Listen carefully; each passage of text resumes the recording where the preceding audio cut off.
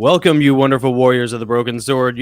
I'm Jonathan. I'm Nick. And we are the Gosslings, a digital speakeasy of free thinkers and strange followers of the Esoterica. How are you doing, Nick? Man, I'm feeling crispy, man. I got sunburned yesterday pretty bad. You can probably tell. Yeah, we are lobsterfied. It's been a beautiful weekend, guys. Yeah. Anyone else out there with the anyone else basking in the warm glow of Apollo this weekend like me? So good to see everybody, man. We got what a great group in the chat. Yeah. I'm going to start at the bottom and go up. We got Vast Thinker, Tricky Subject. Hey, Josh Monday, what's up, man? Monday, what's up, good buddy? to see you. Let me scroll up a little more here. Chris Caps, of course. Yep, America and Cars. What's up, amigo? Cars. Just Me, welcome. Yeah. Jesse's a boater. Hey, welcome. Jesse's a Glad boater. you're watching. Very What's cool. up, Jesse? Very glad you could cool. be here. Yeah, glad you're here. Thank you. We had a great interview a couple weeks ago with Jesse. Go back, I think 1, 2, 3 episodes back on the channel, and you guys can see that. Our man, Gabe Bello Music. Gabe, what's up, amigo? The spice must flow. He just and it will flow tonight. It is the legend. It is the legend, Gabe Bello. He just released a new single called Yes. Jesus Deserves More Than 4 Chords. Go to Gabe Bello Music on YouTube. Go to his channel and check that out. It's Yes. awesome. Let's see. I think I got it. I You just got want to make sure I'm not everybody? missing anyone here. No, I think we're good. Scroll all the way to the very top. I'm done scrolling. We're not going to keep anybody waiting anymore. Let us begin with our toast. Yes. Let's do our toast. Grab your drinking vessels, and I'll lead this time. Okay. Take up the broken sword of your father. And strike down the darkness. Cheers. Amen. Yes. Before we get to our interview with Ron Moorhead, and before he strikes down the darkness, real quick, if you wouldn't mind, if you haven't yet subscribed, that would really help. Yep. Take up the broken sword of your finger and strike down the subscribe button. And if you've already done that, hit the like button, share the video. We'd appreciate those things as well. That would help tremendously. I will start by, we got to mention our sponsors. Special thanks to Joel Cherico at ChericoPottery.com. This is the Kothon Spartan mug. He handcrafts and hand paints each and every one of these. They're beautiful, they're durable, and they are beautiful replicas of what the Spartans themselves drank out of. They are called the Kothon Spartan mugs. Go to ChericoPottery.com and check them out. Yeah. And when you are drinking like a Spartan, if you would also like to have a Leonidian beard, then you can go to JardaniJovanovic.com. Jardani Jovanovic hair and skincare products made by real men for real men. Or as I like to say, awaken your inner John Wick. Give 007 a run for his money. Take it away, Nick. Gentlemen, give your better half a reason to doubt that. With Jardani Jovanovic hair and skincare products. JardaniJovanovic.com. Mike Fisher is the owner and proprietor of Jardani Jovanovic, and he is often in the chat. He is a dear friend of the channel and a big supporter of ours, and we are eternally grateful to him. And his products are great. They actually make me shower more because I like... Thank you for your ministry, Mike. Yes. Yeah. That's Mike's ministry, his hygiene. Kara OC is in the chat as well. Hey, I want Kara. to say hi to Kara. Glad you're here tonight. And we're going to be in the chat with you guys. We're going to play the episode or the interview with Ron Moorhead here. Yeah. And do you want to give a little introduction about Ron Moorhead? Yeah. For those who don't know. And Brad Whitaker, I think, was also in the... Or no, Whitelock. There he is. Brad Whitelock. Awesome. I think you're new. I don't think we've Brad seen Whitelock. you. Hi. Yeah, welcome. Glad you're here. Glad you're here, buddy. So, yes, introduction. Ron Moorhead is the proprietor, the owner, the discoverer is maybe the best way to describe it, of the Sierra Sounds. Yeah. So the Sierra Sounds, for anyone who may not be initiated into Bigfoot lore and Bigfoot culture, the Sierra Sounds are arguably the at least second best piece of Bigfoot evidence in existence. There's the Patty Gimlin film. Yep, the Patterson Gimlin film, and then right underneath that, Sierra Sounds, and they are creepy. They are. They are. They're very, very disturbing in a way that because they cannot be replicated by human vocal cords. I mean, you can come close, and in the Sierra Sounds, in the recordings, you hear Ron Moorhead, talk about like how they tried to speak back to them, but you can very clearly tell what's a human and what's not a human, whatever that thing is. So, and they were recorded in the early 70s. And Ron is he's a entrepreneurial type. He sort of makes his own money. He certainly did not intend for this to be sort of his defining life's work in a way, but it kind of wound up that way. And interesting guy. We certainly had different ideologies from Ron. Ron's not a Christian. He's kind of more new agey now in the winter of his years than he was when he was younger. I think he was raised that way, but we kind of look at it like, we're using different terminology, but we're all scientists blindfolded, touching the elephant and describing what we're seeing. And there's still a lot of overlap on that Venn diagram. And Ron is a gentleman. He is a great guy to talk to. He's a lot of fun. He is kind of like a really rustic gentleman cowboy. He's like the cool character in Red Dead Redemption that you come across who is like going to help you accomplish the mission. So Ron is cool. We really enjoyed our time with him, and it was really special to talk to him because he had a lot of interesting things to say about Bigfoot that I did not anticipate. He's kind of like if Sam Elliott were a Bigfoot researcher. Dude, Ron has got the coolest voice. I mean, he might dethrone Derek as far as it's close, man. As far as radio voice? It's so Derek, deep. Derek has that commanding radio presence, with his voice, but Ron has got just that. Ron Moorhead's voice has been out in the wilderness for like 40, 50 years. He sounds like that. He just cool. Sounds like the guy who fought a bear at some point. That's awesome. He does. But he's a sweet guy and very intelligent. Incredibly intelligent. So, anyways. Yes. Well, let's get to it. I'll play it right now. We'll, of course, as normal, halfway through the interview, we'll come on, do an intermission, chat with you guys, and we'll be in the chat as the interview is playing as well. And without further ado, here is Ron Moorhead. Enjoy. Your YouTube feed is crap. Stop wasting your time watching bot-boosted shills and self-appointed gurus cloying for your attention. Instead, join the Gosslings interview live stream and podcast. The Gosslings, a dark-lit digital speakeasy of free thinkers. A super chat of radical truth-seeking wizards who eat trolls for second breakfast. Topics that'll make your mama's hair stand on end. Ideas that'll make your pastor's knees knock. Guests that will illuminate the hidden chambers of your mind. And interviews that strike down the darkness. Welcome to the Gosslings.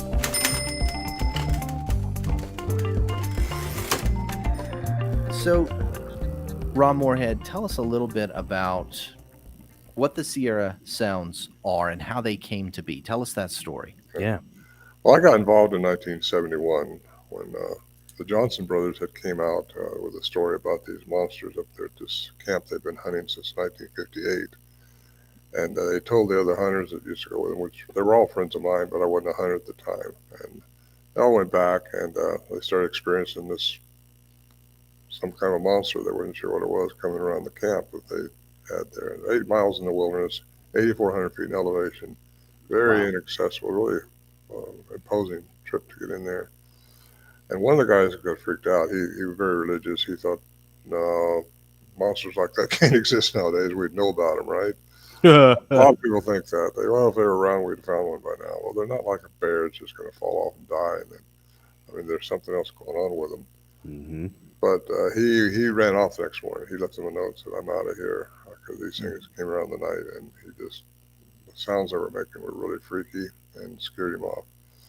Well, he came out and told the wives what the Johnson brothers said is true. There's something up there, and it's really freaking. And so they said, well, the guys didn't come out. They were supposed to come out next day, and they didn't come out. And they said, well, you got to go find out what's going on with them. And I'm not going up there by myself. So he asked me to go with him. And at 29 years old, that's what I was then. You can't be hurt, you just enjoy it. So I chomped up there with him and about killed me getting in there because I thought I was in shape, but I wasn't.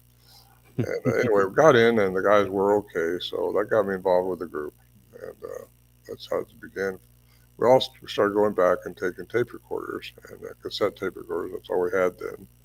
So we started recording their vocalizations, their sounds. And the winter of 1971-72, when we got snowed out and you couldn't go back anymore, Warren Johnson, who's the leader of our group, he's passed away now, and he wrote a letter to Ivan Sanderson. Ivan Sanderson, thinking it was a hoax, sent it off to Peter Byrne, who was on the West Coast in Oregon.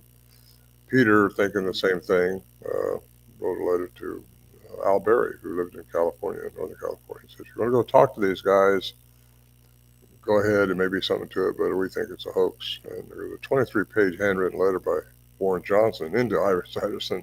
I didn't know all this till later on, when I got to read the background of it all. So Al came down and interviewed us all, and he still had his guard up. He wasn't sure. His master's degree in science. He was a news reporter, then working for a newspaper, and we invited him in to go in 1972. So he went in, took his tape recorder, cassette, and he ran into the same thing. And these things started coming around, and he started looking all over, like, who's messing around with these guys, because it's really a hard trip to get in there. And you just walk in there and start, playing around. Yeah. Especially these guys all got high-powered guns. What are you doing? Anyway, he looked all over. Found out later he was going through our packs when we was out walking around, and he was just trying everything he could to see who could be pulling this off without leaving a sign other than their sense. And he finally, he passed away years ago now. Wow, time flies. Him and I became friends, and we started talking about this as we toured around and doing this stuff. I had my own airplane then, so I'd pick him up and we'd just go places and when we was invited and talk about it. And it was fun. We didn't talk about the strange stuff. He said, don't do that because like I say, he had a master's degree in classical science, which is the parameters. It's got its disciplines. You can't go outside those disciplines or you'll get laughed out of the community, Right. If you're a scientist, you're going to lose your tenure. You could, just people suffer when they get into that. Because the government will make that happen one way or the other. The leader. Yeah. And the first thing you know, they won't get some funding for the next project or something. And Grover Krantz had that problem. He got an issue. I think I write about that in my second book, The Quantum Bigfoot. And he lived in the same town I did in Washington. I moved to Washington from California in 2008, I think it was, 2009 maybe. And so I became a resident up there and got into the Olympics with the Olympic project. And a lot of fun, a lot of Bigfoot stuff going on up there too. But like I mentioned earlier, we moved out of Washington into North Carolina, so that's where I reside now. And, so the interesting thing about this, it seems like you got connected with these guys and you would hike up to this remote location where it's not like you guys were just hanging out and then this stuff started happening around you and then you're like, oh, let's get out our tape recorders and record it. It was, if I'm tracking, it was happening pretty frequently and you guys decided to steer into it and bring your tape recorders with you. Is that correct? Yeah. Yeah. Yeah, it was. It didn't happen every time, but most of the time it did when some of us were up there. We couldn't all go in at the same time. I was fortunate enough to have a pretty good organized business where I could get away. And when a lot of times we'd ride in, I had animals and horses, mules, pack mules, and so did Bill, my friend. And we'd go in together and take supplies in. And we took a stove in, we took barrels in, we did a lot of that stuff and reassembled the stove after we got there. And used the barrels to pack supplies in, pack our sleeping bags in. So when we did go out, if we walked back in, we'd have something there. Right. Pieces of foam to lay on the ground was important. Yeah, it is. Yeah, you'll Did you take ever- anything. when you went back, did you ever find any of those things disturbed or moved or anything? Not by what we thought was Bigfoot, but bear. We had to really, we had Yeah. ring barrels, and bears could get into those, so we started wiring those together. And I got some pictures of that. But one night we thought they were being tore apart. We was all inside the shelter, and the shelter is just a makeshift bunch of deadfall leaning up against the trees that grew in a circle. And anyway, we thought everything was being tossed around out there. Oh, it's Bigfoot, I guess, because they had been making their sounds before. And looked out there when all the commotion stopped, and nothing had been disturbed. And that was one of the little puzzles we had to put up on the shelf, because you can't answer that one right with classical science. It doesn't make sense unless they were hypnotizing us all. All of us were imagining it, or could we have been hearing into another dimension, or other things like that happened up there. But you can't. It's like trying to nail Jello to the wall. You just can't do it. Yeah. Right. Were you guys the only ones to experience this kind of stuff, or were there other people who would go and camp there when you guys weren't there? And was there a community of people who sort of shared these experiences? Good question, but no, there wasn't. Really? Wow. This place so far back in. If you shot a deer back there, you had to get it out. I know that feeling. Yep. That's why we took the mules in and the pack horses when deer season. You mentioned the horses, and I've heard people say that may have been the missing ingredient that allowed the Patterson-Gimlin footage to take place, because maybe it interfered with Sasquatch's ability to smell the humans. You take a more esoteric kind of approach to Bigfoot than I think what a lot of these more materialist people take with, it's just an animal, whatever. Do you think the horses had any sort of hand in your ability to repeatedly come back, or were they more of a non-factor as far as Bigfoot's interaction with you? I think they were non-factor, because a lot of times we walk in and stuff would happen too. And that's another thing, they would just be frozen when these things were making their sounds. They wouldn't tromp around like when a bear would come around. Really? And then the Patterson film, they were walking up the creek, Bluff Creek, with their horses. I'm sure the sound of that, plus the breeze, if it was coming towards them, would have blocked out a lot of things for that big to recognize them. So the horses reacted too? Our horses? Yeah. No, they didn't. No, they didn't react to Bigfoot. Only when a bear was around. But, gotcha. Okay. And but they certainly would when a bear tromp all over the place. And that's what happened in 1974. We had a bear come in, and horses really acted up. Yeah, I bet that. We had to. I would too. Had to shoot the bear. Oh wait, that was 76. Excuse me. Yeah. Yeah. When you were recording these sounds, did the sounds typically happen in the evening or at night, or during the day, or could it be any time that you would encounter these? Pretty much the evening, just at dusk. You know it by hearing a whoop sound or a pounding sound or something like that. And that's when we thought, well, we better go inside, because you still don't know what they're all about. We don't know. We wouldn't know what I was dealing with. At the time, we underestimated them, just thinking they were some kind of a wild something out there that hadn't been discovered by science yet. And they are, I guess, but there's more to them than that. And I've come to that conclusion for sure. There's more to the ones that we were dealing with. Again, they're not all the same, in my opinion. I think the Patterson patty at Bluff Creek was more human-like. The trackways are more human-like. It's I think it may have been a remnant of a crossbreeding between indigenous people from eons ago, and it's just something like that. A lot of them are like that.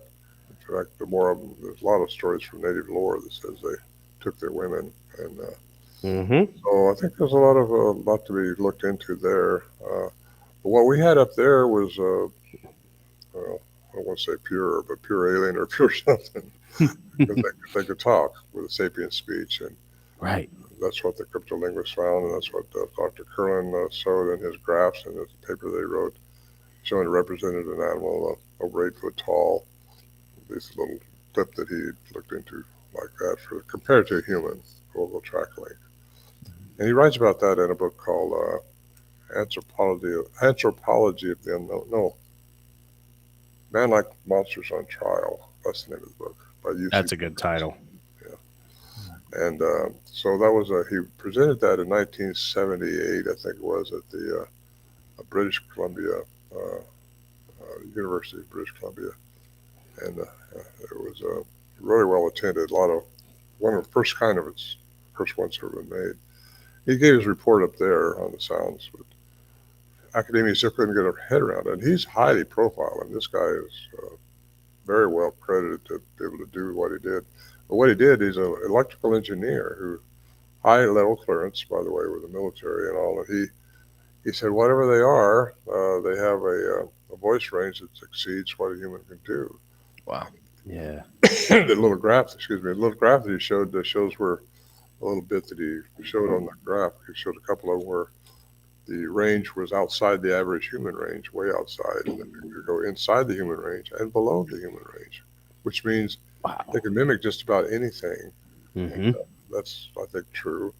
And then when the cryptolinguist got a hold of it in 2008, he heard it by accident. He was trained by the military as a cryptolinguist, which means he's spent his career in the Navy listening to sounds and see if it was a code or if it was a language, and if it was a language, was there any deception in the language?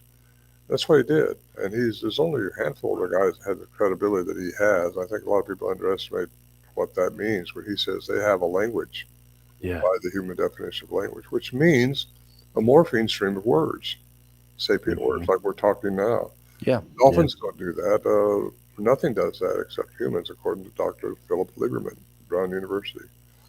And he had another professor at Washington University who declined him, thinking he was a student that was just trying to pull his leg. He was just trying to get some professional help to clean up, say, is this real or is it not real? I just want to know. Give me an unbiased opinion. Do a study on it. Yeah. And that's all he was after, and he got it. And from Dr. Curlin, University of Wyoming. I remember, I think the first time I found out about the Sierra Sounds was in 2012, maybe 2014. It was when Joe Rogan had his show. Joe Rogan Questions Everything, I think maybe was the name of it. It was short-lived, 1 or 2 seasons long, but they did a Bigfoot episode that showed the Sierra Sounds, and he kind of poo-pooed it. He was like, no, it sounds like, I could do the sounds right now. And I remember, them kind of doing this surface level, mockery of it. And I just remember watching that saying, dude, that doesn't sound like what I'm hearing. Yep. That does not sound like. Well, I've challenged him. Really? Yeah. I said, no, you can't. First of all, you can't. We got sounds of them stepping on each other, a male and a female talking over each other. And the cryptolinguist says no human can do that. And then we've had other studies saying, they're speaking way outside the language barriers that we have. And Joe Rogan, he just needs to do his homework. He's not a dumb guy. He's a smart guy. Right. He's got a big following. For him to poo-poo something like that without understanding what really goes on, the science that we've got behind it and all that stuff makes him look bad, I think, for anyone that looks into it. It did. The funny thing is, and I don't know if this was like some weird like 5D chess move on Joe's part or not, but like the Sierra Sounds ended up coming out looking better to any person with a triple-digit IQ than they did going into it, because they kind of poo-pooed it in a dumb way to where everybody I talked to is like, yeah, dude, I don't know. I think there's something to that. That's weird, Yeah. Well, I publicly challenge him every time I get on a program like this. I mean, I don't like to talk bad about anybody, but he just needs to do a little bit more research before he starts mouthing off like that. He needs to have you on. That's what he needs to do. I was scheduled to be on with him once, but oh, really? That's when everything was inside his bullshit meter. Is that what they call it? Yeah. But I was supposed to meet up with him somewhere where he was traveling, and I was going the same direction. I was going to be there at a certain time, and he said, well, we'll interview you then. But it didn't happen. I mean, he was scheduled to interview another person, and that person started really getting pissed at him because the person actually had a sighting, and he didn't want any of it edited out, and Joe Rogan wouldn't do that. He said, no. So anyway, that kind of stopped them. So they shot ahead of me or behind me. I'm not sure which one. So I just did what I was supposed to do there and kept going. I didn't care really. Good for you. I didn't care for his program at the time. Yeah. And You know what? Yeah. I admire you not being, this is what I like about Ron. Ron's like, oh, you got a show? Big deal. I got a thing I got to do. Like, yeah, good for you, man. Well, now if he asked me on there, I would accept the challenge, but he won't do that because if he goes on now, he's got to do his homework and he can't debunk these things. And he can't mimic them. I mean, we had another sound expert, and she was only one of 10 in the whole state of California certified as a court reporter, or not a court interpreter in 10 different languages. Whoa. Yeah. I mean, she's excellent. She listened to the sounds, and she said, nobody can do this. I challenge anybody to try to do this. And she could make any kind of sound you wanted just about, but she can't go out of the human range. Right. And that's the problem. These things go out of the human range. I think I heard you say something in another interview where possibly they have 2 sets of vocal cords. Is that... Well, we have 2 vocal cords, but they have they may have as many as 7. I don't know. I've been told that. I've been told that. We don't know. But something gives them they're really out of sight, out of whatever you call it. Yeah. It's just way over what we can do. Very, very unique vocal mechanism. And I think who was it? Thinker Thunker, which I don't know him personally, but he did a series on the sounds. That's one of my favorite YouTube channels. And he said that no human can do that. It can do 5 octaves in one tone. Yeah. And no human can do that. Only human can only get to maybe 3. I was going to ask you about that. In fact, I had it written down here somewhere. Are there, and you may have answered it, I guess, with Thinker Thunker, but are there any good YouTube channels for vetting Sasquatch footage? You mean the film footage? Yeah, or just any evidence in all general. All the blurry stuff that you... All the blurry creature stuff. Well, I know a guy in the Olympic range there who helps sounds, but he doesn't know about, he doesn't film. There's a lot of guys out there that can do the film stuff and debunk it or not debunk it. But so much of it is blurry, and you wonder, people aren't walking around the woods. Usually they're trying to enjoy themselves. They're not walking around carrying a camera open all the time. And when you do see these things, believe me, they can move fast. I saw one just once, 1974, when we was recording them. And it would move. We were outside, and that's the first time they ever started interacting with me and my friend Bill. We packed supplies in, and we were there, and they started interacting with us while we were outside, and that's when I got my tape recorder, my recorder out of my saddlebag and started recording them, and that's where I came up with my second CD. I narrate that and tell the story and integrate the sounds with it, but I was calling back to them, trying to mimic them, and that got a reaction, but they were trying to say something, trying to communicate with us, and to this day, I heard that one. Yeah. I think I heard that one. There was someone with you, and you were like calling back to them or trying to mimic them, and they would keep, keep calling out. Your friend said in that the recording that I heard, that he said there's a couple of them over there by those rocks. Was he able to actually see them? He saw them once, and I saw them once that night. Yeah. That was me that said that, I think, because you could hear him over by the rocks. Okay. And he wasn't saying much of anything that day. Should we go in now? And I said, no, I don't want to go in. They're so friendly at that time. You think, if he's going to kill us or eat us, they'd have done it by now. We'd already been dealing with it since 71. And so I was excited that night, and I started trying. But they were really trying to, according to the cryptolinguists, they were slowing their vocalizations down to something we may have been able to understand.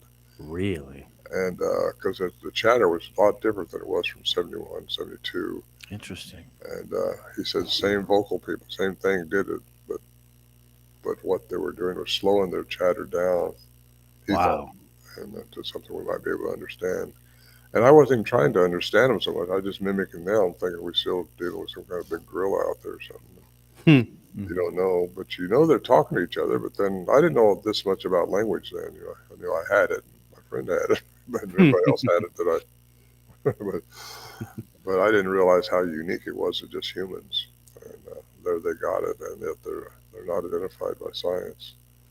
So some of these, so the ones you encountered out there did have a benevolent nature to them. I assume so because we didn't get ate or carried away. Right. Yeah, you didn't That was get nice ripped of them. apart. It Yeah. was benevolent of them. Right. Yeah. Like Consider Portlock, I was up in Portlock here a couple years ago with the Discovery Channel. I saw that. Alaska Killer Bigfoot. I think I was on 2 episodes of that, and Yep. yeah, those people had something going on up there years ago, and they still do have something up there. Yeah. They wanted me to go in as quote unquote the expert, which I don't know about experts, but I can't think of anybody better, Ron. but they're paying my way, so And I love Alaska. I've been up there before. I've flown my plane all around Alaska. Oh, that's awesome. A lot of fun. It's a nice country. Well, you've been all over the world. Pretty much, exploring this, investigating this. Outside of North America, what other region or country would you say probably has the most reported activity of these things? That's a good question. That's a good question. They see them in Nepal, the Yeti, and they see them in Mexico and South America. I went to South America a couple of different times down there a while with Brian Forrester, and I was investigating these elongated skulls and seeing how they were naturally elongated. They weren't cradle boarded like the Incas did. Yeah. And Incas were trying to, we think, mimic the pre-Inca people, which were these elongated skull people, which we think were hybrids created by something that wasn't totally human. And because after the DNA really is what we're trying to do down there. But they had about a 30% more brain matter in their skulls, and they had the elongation, which was like I say, a single parietal. We only have 2. We have one on each side, of our heads. Yeah. They have a single one, and there's no sagittal suture in the middle. Some that do, but then who knows? They're crossbreeding all the time, and things are crossbred for eons. And we tend to, I think, as humans, live in this 100-year bubble. Maybe go back a couple hundred years, think about, well, Washington was here and stuff like that. But if you think about how long this Earth has been here, how long humanoids have been running around, a lot has happened. I mean, a lot has happened. I've seen remains of non-human entities down in South America.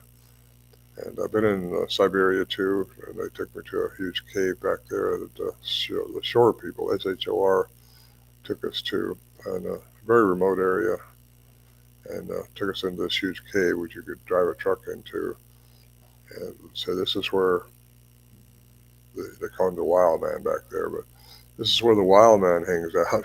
I went in there and I saw a track. Dr. Mellon was with me, and so was John Benedict.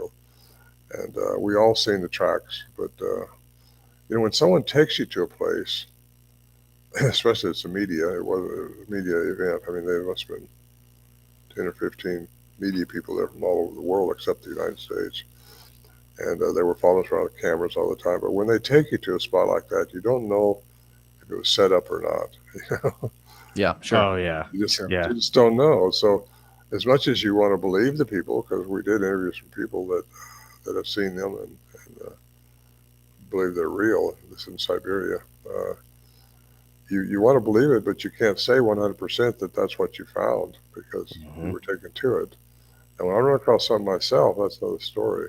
I see it for myself, and I am the one that found the track in there, but that doesn't mean it wasn't set up either. Sure.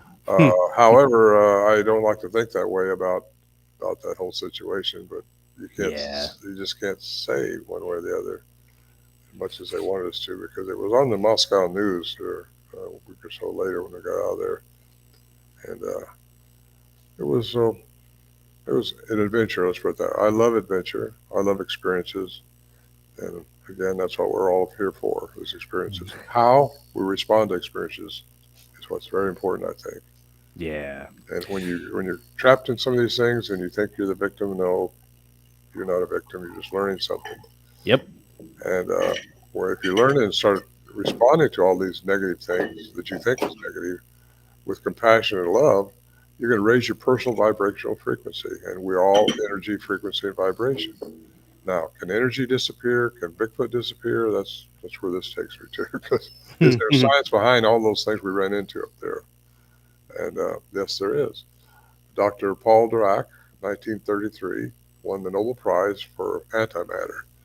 That's where what's where matter can change into antimatter, and that's where matter and energy are interchangeable. That's important to remember. Matter and energy are interchangeable. Einstein had actually said that too. But Paul Dirac got the equation, won the Nobel Prize for it in 1933. But later established physically by CERN in 2012, I think it was, the Hadron Collider. Yep. So, you got these things. Can matter disappear? Yeah. If it goes out of our frequency, it's going to disappear. We only see certain frequencies, 430 to 770 terahertz. That's our light frequency. All these other frequencies are out there, but we don't see them. Well, and Nick and I, as a couple of conservative Christians who delve pretty heavily in esoterica, that does lend in a good way, a materialist sort of legitimacy to the spiritual stuff that we always talk about.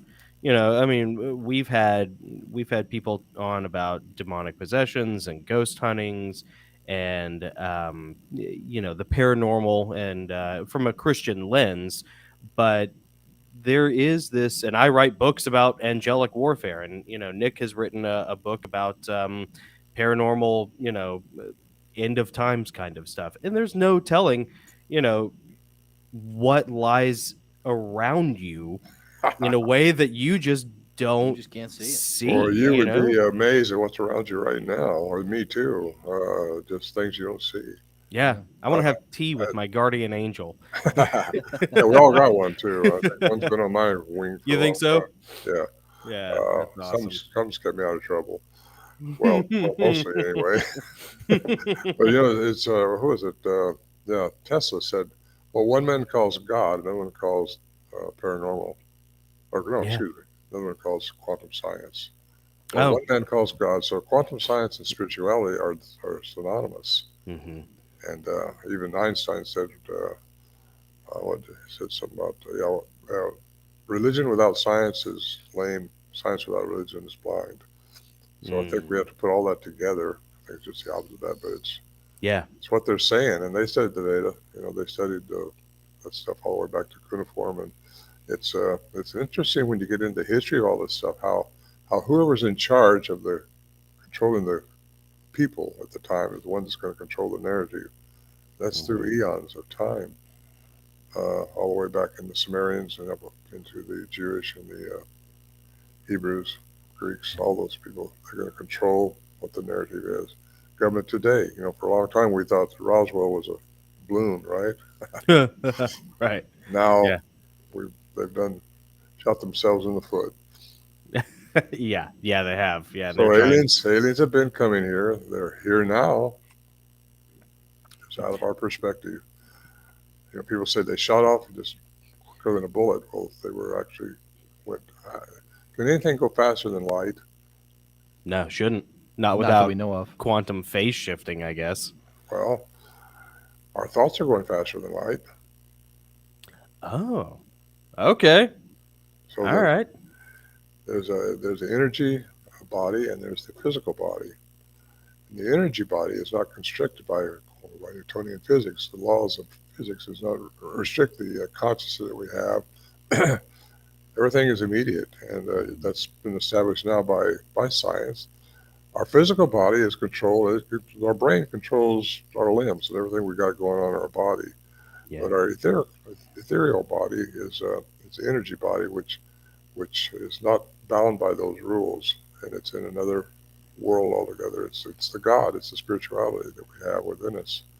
And I mentioned this when we were talking earlier. You clear up your pineal gland, which is the little gland inside your head, and let it be in coherence with your heart. It'll tell your heart what to do, because that's where you receive things through your pineal gland. In my opinion, that's the third eye. Egyptians write about and all that. But you get that connected to the heart. The heart gives you a feeling, and that heart, if it's in coherence with your brain, That's what the chi is all about, balancing all that stuff. Yeah, well, the Bible talks about it of like, the heart can be deceived, and it's because if your heart is out of alignment, if you're not in the flow of, obeying God and, doing what is good, then Well, yeah, you're the problem comes when your head interprets it the wrong way. and your instrument can be out of alignment. Yeah, and that's what balancing your rhythm, Yeah. coherence. That's what balancing is all about. So that's why we meditate. That's why we listen and try to just be calm. Yeah, that's why we pray and, try to keep ourselves, like, as Christians, we try to keep ourselves sort of grounded in the word and subjecting our ego. That's a big one. It's just, hard. Ego is what keeps us down. Yeah. Stephen Pressfield talks about that too. You and him, he's one of our favorite authors. We interview him, and he doesn't deal in the esoteric stuff, but you and him could have a long talk about ego and and the obstacle of the ego. the obstacle of it. Yeah. Yeah, but it's what keeps us human. You just have to control it. Yeah. Yeah. You're gonna have ego no matter what. You want to comb your hair before you go to church, right? Right. Yeah. Things like that. We don't want to not have some ego, but you just gotta not tell everybody how great you are. That's what I've been missing. Hair, right? The bar is low for me, Ron. You don't understand. Well, a lot of people are at different, obviously they're at different places with that. And some people give a lot of time to prayer or meditation and trying to balance out everything. And other people are just totally, they don't believe in any of that stuff. Oh, yeah. Do you think that those who are more balanced, are they more apt to have encounters? Oh, yeah. Is there a certain type of person who's more apt to have an encounter with one of these creatures? I think it's the one who opens their mind up to, like a parachute, it's got to open to work. If they open their mind up to just being vanilla, and let it come through into your pineal gland, you'll get the feeling in your heart. Heart will be in coherence, the brain, you'll do the right things. But they can tune into your frequency. We all have a frequency. Mm-hmm. And that's how some of them can mind speak to some people. People ask me if they ever mind speak to you, and I said, not that I know of, because I'm too analytical. My brain was too analytical. It can be. It's really easy for us to do is to just go by our gut feeling about something. Yeah. They were speaking to me that night, trying to tell me something because my brain wasn't picking it up. I made my ears work. Yeah. I still like know what they're saying. That's right. I still like know what they're saying. The cryptolinguist can't tell you what they're saying. He can only tell you that it is a language by the human definition of language. And he transcribed that. Had him vetted very well. He's a 2-time graduate of the Navy's military. It's called Department of Defense now, but it's a language institute in Monterey, California. And his letter got back from him and said if he's a 2-time graduate of this school, he's more than qualified to do what he says he's done, which is transcribe a language.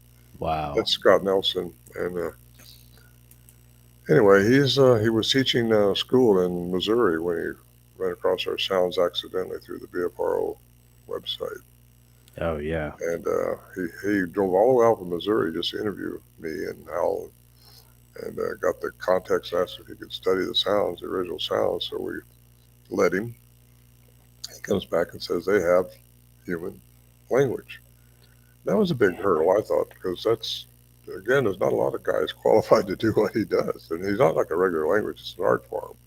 You got to have the perfect hearing, a lot of things. They give you a pretty good test just to get into that school. Mm-hmm. You have to learn a new language as part of your test after you get in there. Wow. Well, they have they have a language of some kind. You've heard it on more than one occasion. You've recorded it, and there's all kinds of sounds that you talked about, vocal ranges, outside of our own. But the one that people always, or the people who are just getting familiar with Bigfoot and Sasquatch and the lore and the history and the evidence, we all know about the whoops that they make. What do you think the whoop is like?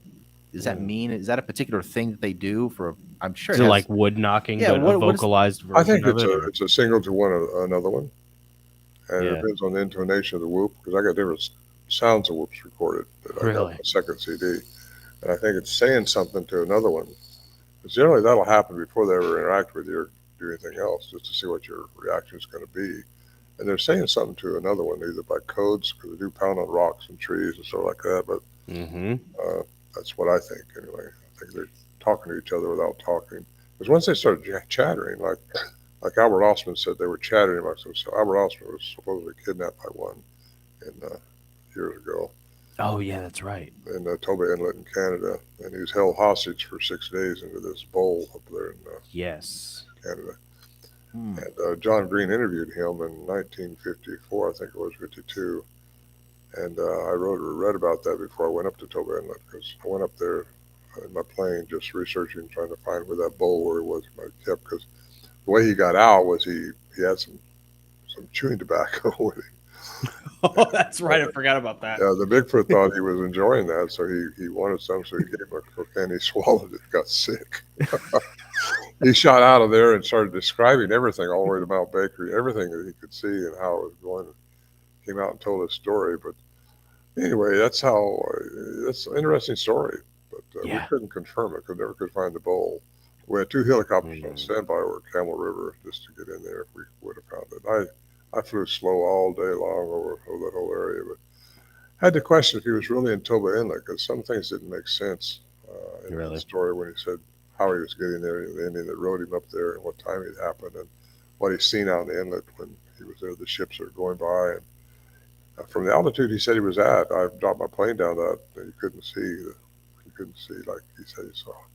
So there's a lot of inlets up there. I mean, they're all over the place. Yeah, I bet. He could have went into something else. I don't know, but I'll never know, because he's, I'm sure, passed away, and John's passed away. And wow. Yeah. We're all dying, that's what we're here for. We start dying as soon as they cut the umbilical cord, right? Yeah, the clock is running. Yes, Has anybody ever tried to not replicate, or maybe replicate the experience that you have had? Because as far as I'm aware, the Sierra Sounds, the samurai chatter, as they also refer to it, this is it. I've listened to Sasquatch Chronicles, tons of other podcasts and YouTube, videos, and I've never found anything else that comes close to what you have. Are you aware of anybody else being able to have this experience? Not that's recording. Not that's recorded. The experiences I've heard that people had encountered them, but most people want to run away from things they don't understand or shoot it. Right, but you didn't. No, that's why we kept having encounters, I think, because we didn't. We didn't shoot them, they didn't eat us, so we're all happy. Everybody gets along. But I'll tell you what, we always had guns, high-powered guns. Yeah. Because we didn't know, and we just didn't know. But there's other things that could bother you up there besides these things if they wanted to. Sure. I got a hat band made out of a 52-inch rattlesnake that we shot on the trail up there one time. Is that what's on the band right now? No, that's alligator and it's one shark. Oh yeah, it is. I lost the alligator. Couldn't wrestle another alligator at this age, so had to buy a shark tooth to fill it in.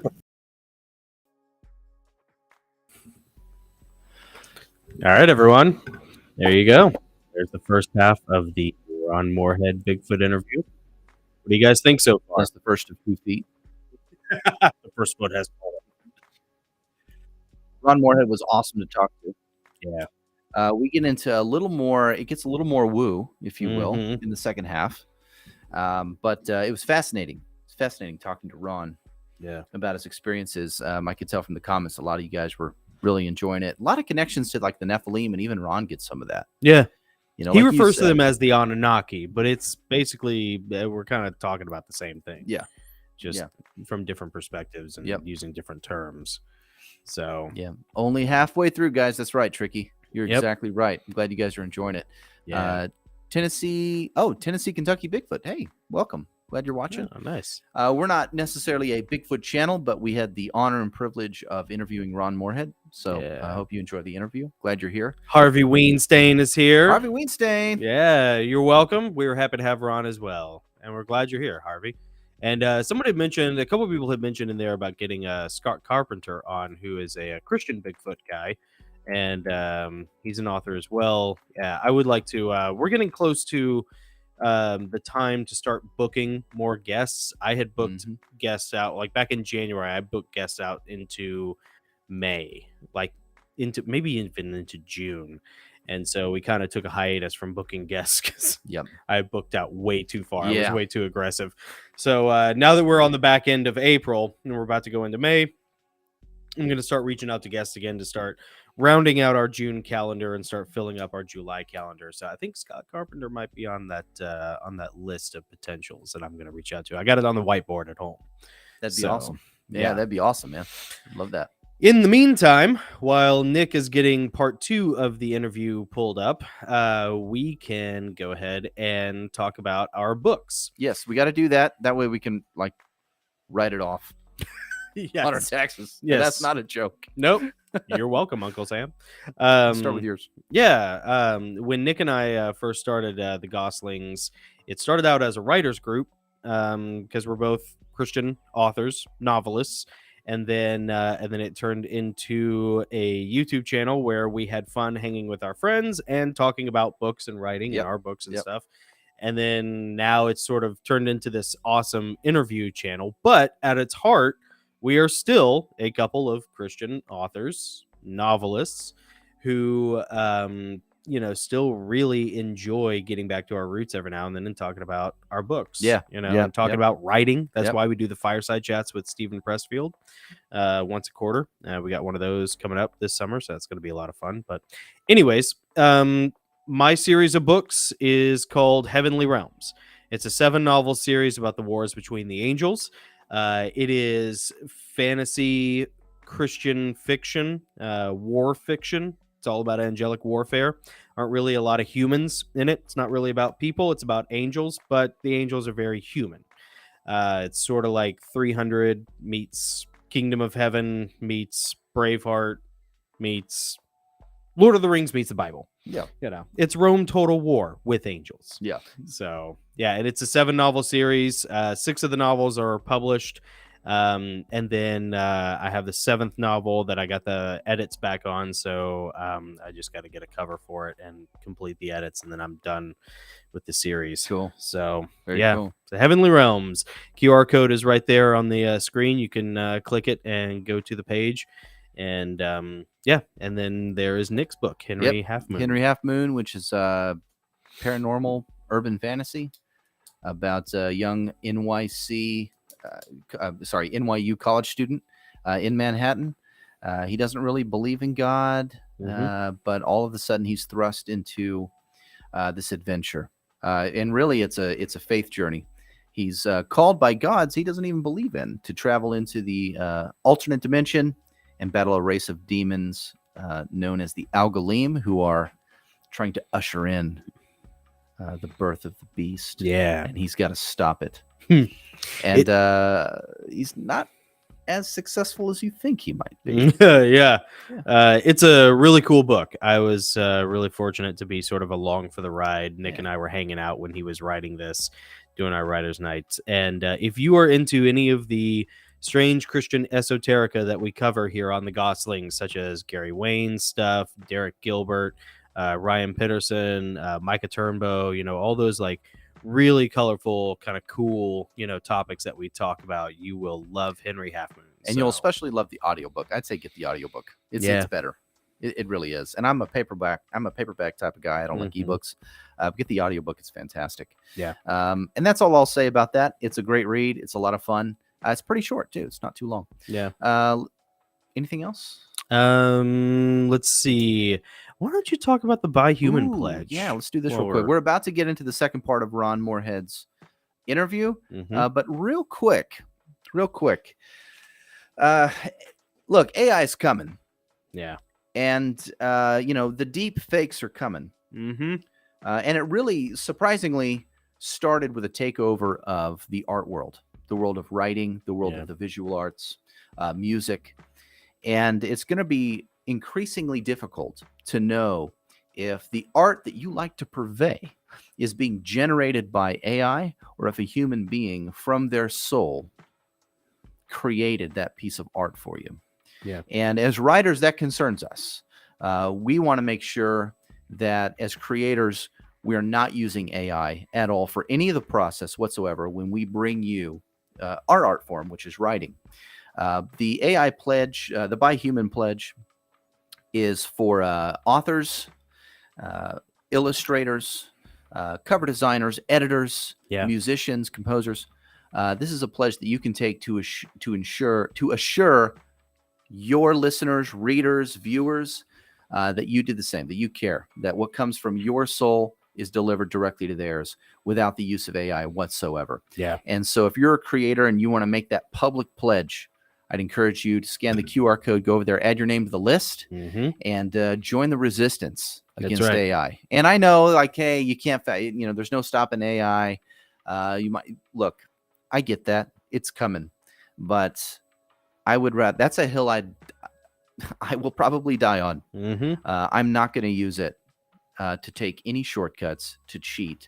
I want it to be 100% human created because it's created for you. Yeah. And so that is my pledge to you. You can go, you can read the pledge. If you scan the QR code, join us in our resistance against AI. None of this program, none of the images or the music, anything that we use for the Goslings is generated by AI whatsoever. And that it's going to stay that way. Yeah. Even if we fade into obscurity, we're never going to use AI. Well, the great thing about it, the By Human pledge is free. Obviously, it's just like anything. You just sign up for it. And I personally look at it as an investment because a year from now, 5 years from now, I think people are going to want to find non-AI creatives to fulfill their objectives and their tasks for them. Yep. And so they're probably going to look at things like the By Human pledge to see who is actually on the list of dedicated people, who are refusing to use AI. So if you are a creative type, ironically, it might be the kind of thing that you can put on your resume 6 months from now and actually get you some street cred and get your foot in the door where you need to be. Yep. And you never know. And if you're a creator and you want to add your name to the list, if you're not quite sure you want to do it, it's your name, the type of art you create, in your email. That email list, by the way, does not receive any emails whatsoever. Yeah. I'm not gathering emails to send out anything whatsoever. Yeah. The only purpose for that email is that so you're sent an updated list when you sign up of how many people have signed on, so you can see how, the percentage of, artists versus editors versus composers, so forth. You receive that email once you sign up, and you don't get anything after that. So we're not trying to sell anything. Like Jonathan said, it's totally free. Yeah. We just want a registry of artists that have made that pledge publicly. Yeah. And it'll come in handy someday. Yeah, it will. We're gonna resist. Let's see what we got here in the chat. Let me scroll down.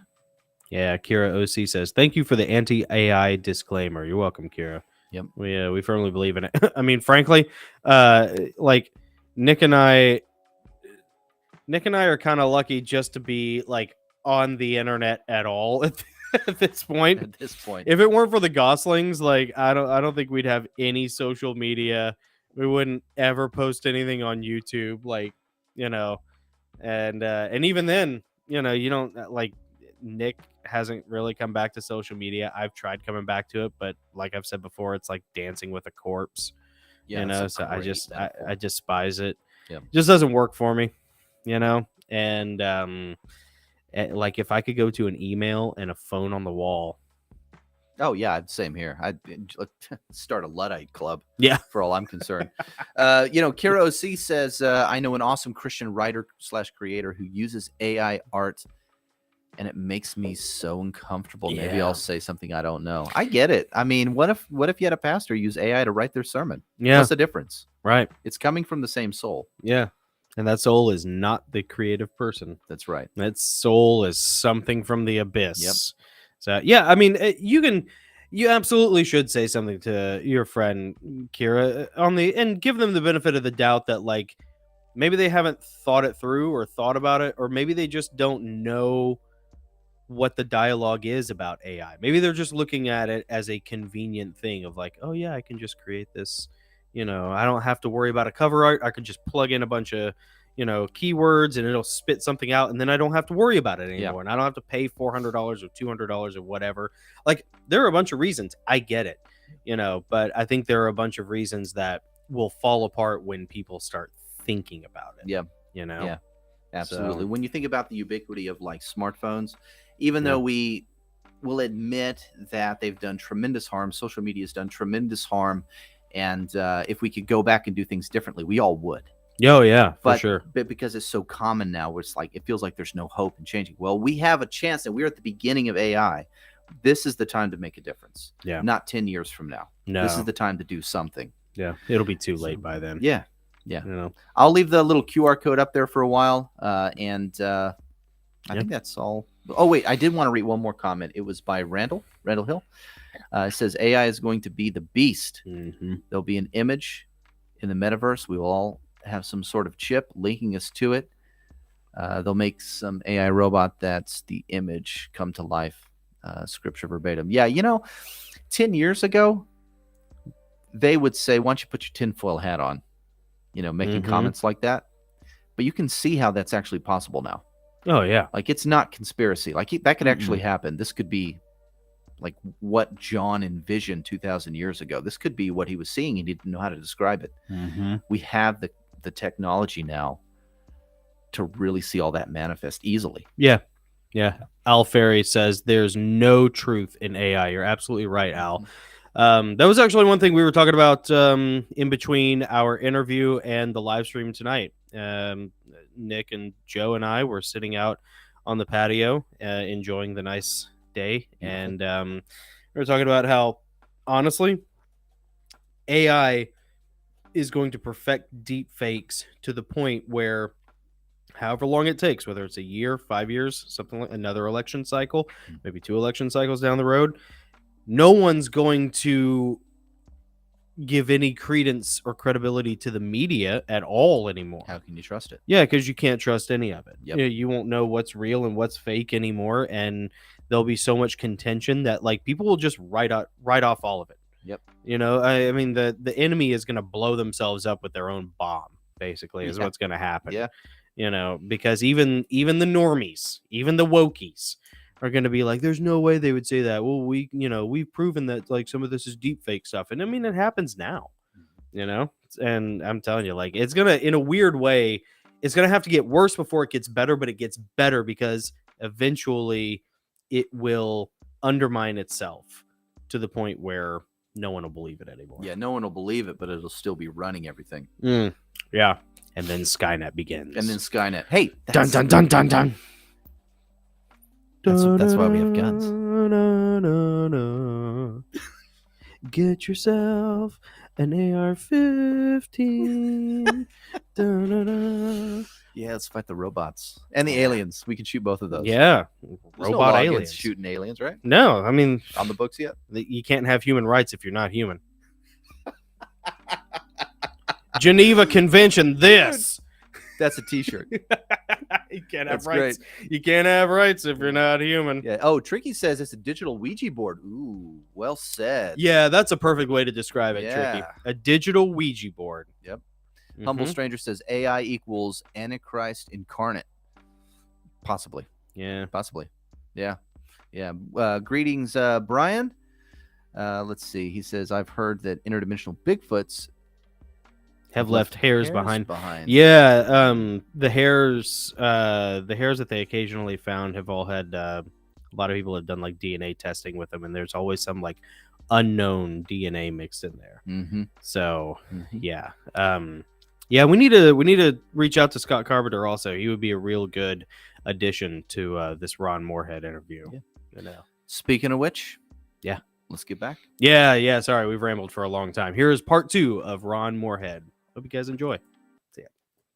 So what warning would you give people that want to go out and try to find Bigfoot? Well, I say this. I don't think you'll find them. They'll find you if your attitude's right.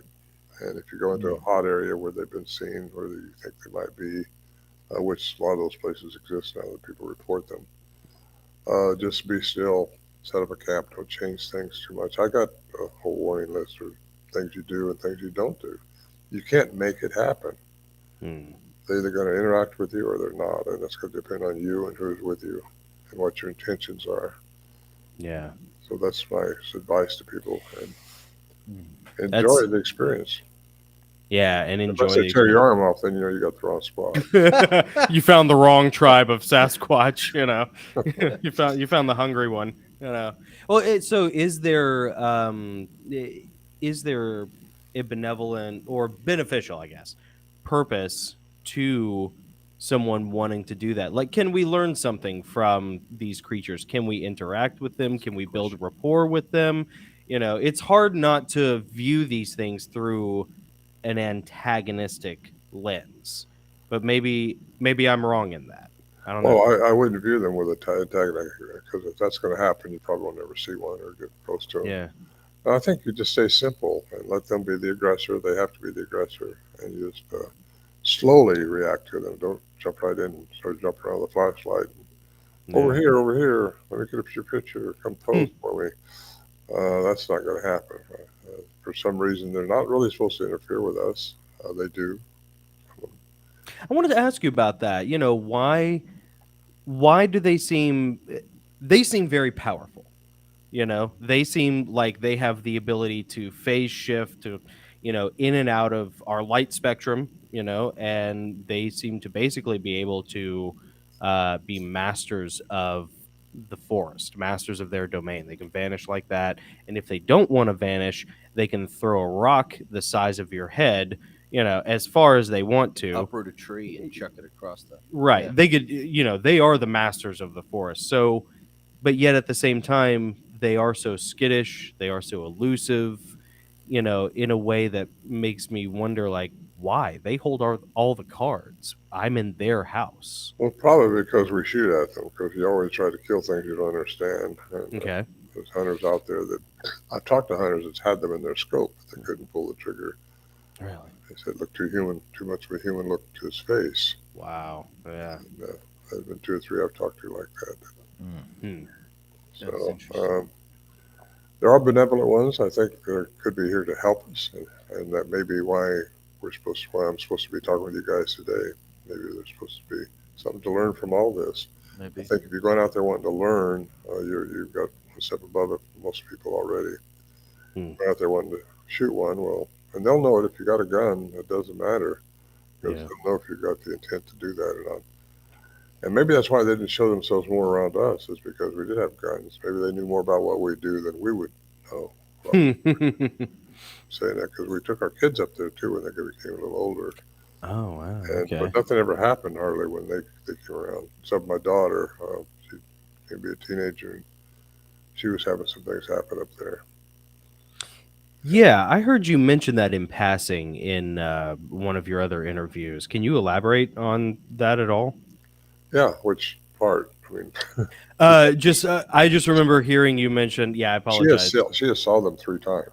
Did she really? Okay. And one of them was just her and I was up there. We'd walked in, packed in, and we just got through eating, had our backs turned to the shelter, and she got up to get a napkin or something off we had a roll of towels around a big nail, and turned around and seen this thing over there standing at her about 70 feet away. Just at dusk, it was just about to get dark, and she couldn't talk. She just going like this, to me. That's what? And finally I stood up. By the time I stood up and turned around, it was gone. But there was a lot of trees there. I went over there not later that night, but in the morning, because I didn't want to mess up anything. And she said it was a little over 7 foot tall compared to me. I mean, I was a little taller then. I used to hang glide too. I used to be taller than I am now.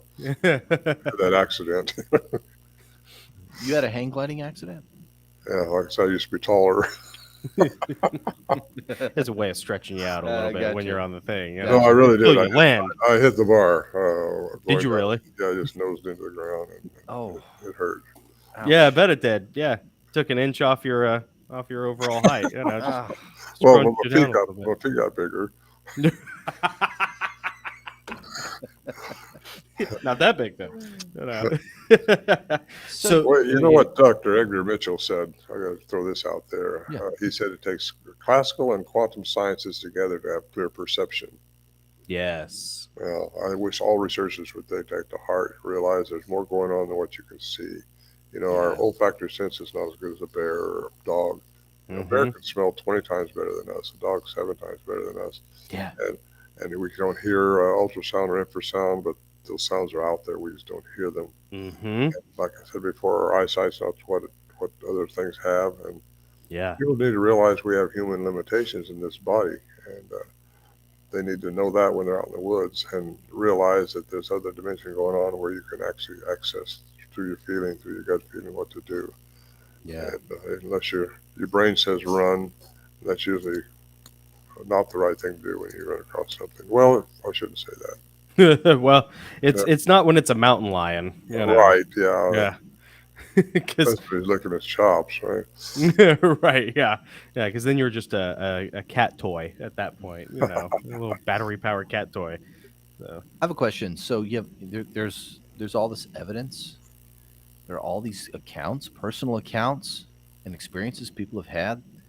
You've recorded the sounds. Your daughter's seen one. Your friends have seen. It's like there's thousands of accounts out there. Why do people, the public, just in general, why do they have such a hard time believing in the reality of this? Because I think we've all been conditioned by our schooling, by our government. We've been conditioned to think certain ways. And the government has not acknowledged it, just like the Roswell incident. And they won't acknowledge it as long as they can't control it. And I don't think they can control the UFOs. They pretty much admit that. So, but they have acknowledged it because too many people are seeing them, and too many people are seeing the Bigfoots now. And I think it's got to come out where they're out there. But then again, I think I mentioned this earlier.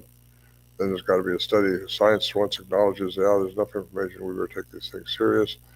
Then they're going to want grants from the government. The government's going to appropriate a couple $1 billion to study, and then they're going to put off limits to all the hunters who are going out there, and it's going to cause a lot of chaos.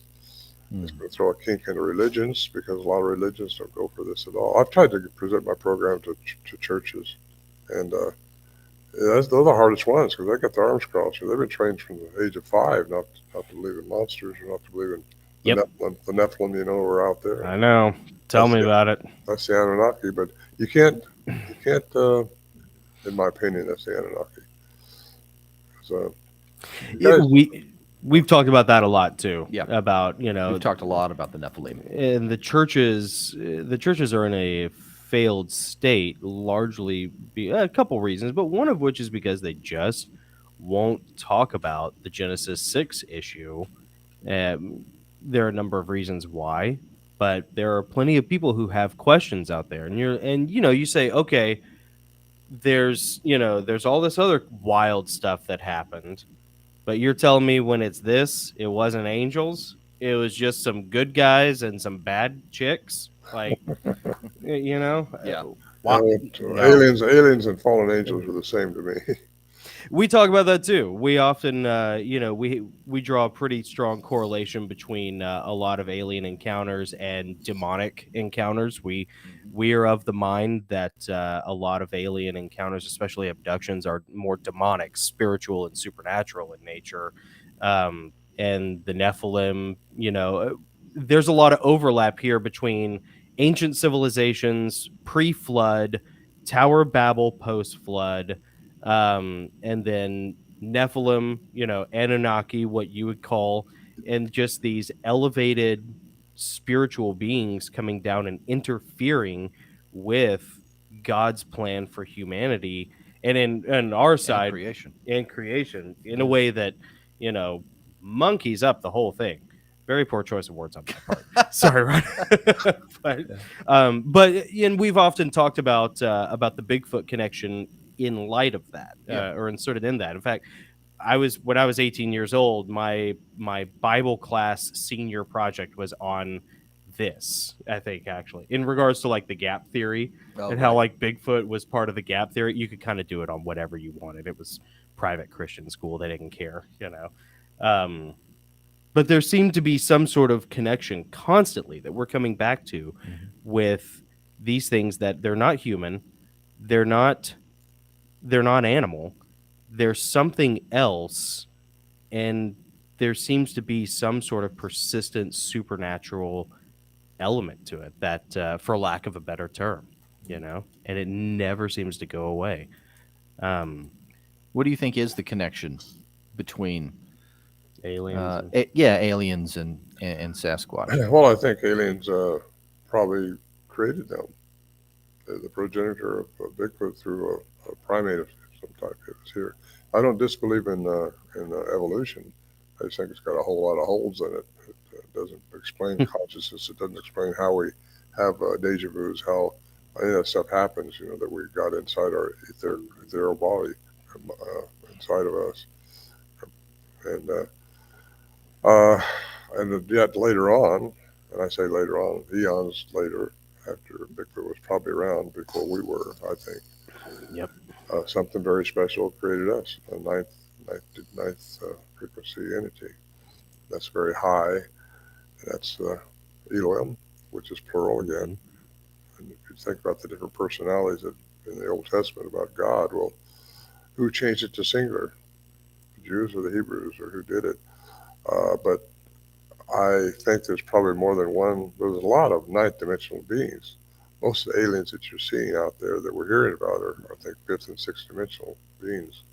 The fourth dimension is light, or the ghosts, where the ghosts people are seeing that through us. Sometimes you'll see ghosts, and it depends on the temperature and the plasma field. But that's seen by some people can see that, and that's where we're going right after this. And you got to see where you got elevated to, or you just got to learn some more. Because I was taught that no, this is it. You go there's a judgment one time, and that's it. No, the man wants to die, and after the judgment, well, that's in one place in the Bible. And sure, you're going to get judged because the judgment's going to be what did you learn and what didn't you learn, and do you want to go back and learn it? One thing that I've never heard anybody talk about was in regards to ghosts. You just said it, the plasma field. Can you elaborate on what you mean by that? I've never heard of that before. Yeah, well, it's really oh gosh, gotta be careful here. I haven't said it a lot, but I know. No, I can't elaborate on that. Really? Okay. But I call it the plasma field in a couple places, but I did some looking into it. I think that's where they are because it's kind of a foggy area, which we don't see with our restricted vision. Yeah. But sometimes you do if the temperature's right. And look into it though. That's a good question, and I should I could do it more so I can answer that question better. Yeah, we'll get you back for part 2, Ron. Plasma field with Ron Moorhead. So I wanted to ask you while we still had time, we got probably about half an hour or so. Your books, Quantum Bigfoot and Voices in the Wilderness. Would you elaborate on both of those books, why you wrote them, what they're about, and where people can find them? I'd love to. With the encouragement of Al Berry, who I talked about, his reporter that we took in, he said you need to write your story. And it was 2012 when I wrote my chronicle, Voices in the Wilderness. That's my chronicle. Went into it. In that book, I used to present a CD with the sounds when I get to the context of the sound we was listening to. You could hear the sound itself. Now it comes with just a download of that sound because I couldn't get Amazon or anybody to pack it like I wanted. I was doing all this myself and I couldn't keep up with it. So I just put a download link in there. So when you buy the book, you get the download link and you can hear the sound when you read the part where I get to the context of it. So you know what I went through, what was going through up in there, and where it took me then. Excuse me. And then it wasn't until 2017, I think it was, when I wrote the Quantum Bigfoot. And this is pretty much totally different, other than it is about Bigfoot and how they did the stuff they did with us, and they still do today. There are too many people reporting, oh, I saw one disappear, I saw this, I saw that, which same thing we was experiencing up there. We had trackway disappear. And how does that happen? You just don't talk about it. No, it can't happen. Most researchers say, well, a helicopter picked them up. Well, no, I don't think so. It doesn't work like that. Okay. They write the account off, and I just wouldn't write them off. I had a guy years ago. I was in a board meeting up in Canada. I was involved in a company up there, and he's a suit and tie guy. We all were. And he says, he found out my interest in the subject. He said, I could take you to a place above Fairbanks where I saw one disappear. And of course, at that time, I wanted to cut his tie off, but I didn't. I didn't kick him out with baby water. But I just said, that's interesting. So, but then since then, I've heard other people say they saw him disappear. I know a professor that saw them disappear supposedly, and I know another lady, very intelligent person, who saw them disappear. You got Native American lore way back. It says they live in two worlds. Yeah. Where do you go with that one? And they say they're spirit beings who can disappear.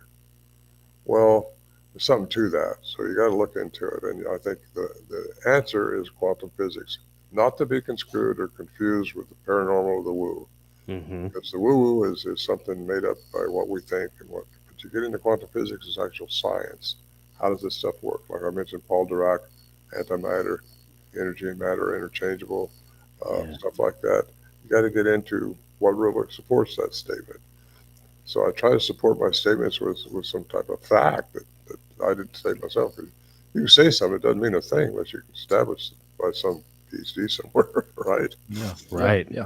I call myself a citizen scientist because I think regular classical science, with the parameters it has, and it does have parameters it can't step out of, they're restricting themselves. And researchers are restricting themselves too when they use classical science by itself.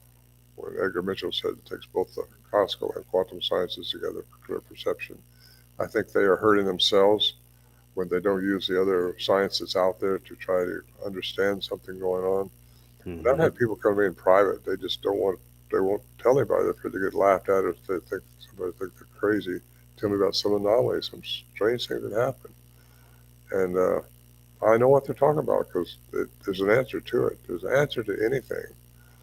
It's either crazy, it's not to be credible, or there's a science behind it. So I had to find the science behind the stuff that was happening to us, and that got me into the quantum Bigfoot. So I started answering those. I got a few more things I want to get into. This book I'm writing now, which I hope to have out this summer. It's hard. Cool. There's a lot to do, a lot of research to do for those. You don't want to get something wrong, and you don't want to get shot down because. Sure. So anyway, that's the story of my two books. I have two CDs also. The first CD is Al Berry's story. He wrote it. I produced it on CD with Jonathan Frakes, Star Trek's Next Generation. Nice. All right. He narrated it for me down in Burbank. And then the second one, though, I saved some money and I narrated it myself. Cool. Quite a bit of money, really. And so anyway, got those two CDs. Everything's downloadable.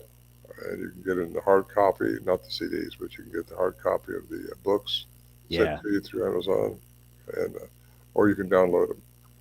And the CDs, you pretty much have to download those or catch me at a convention because I'm taking a bunch of them down to Ocala this weekend where I'm speaking.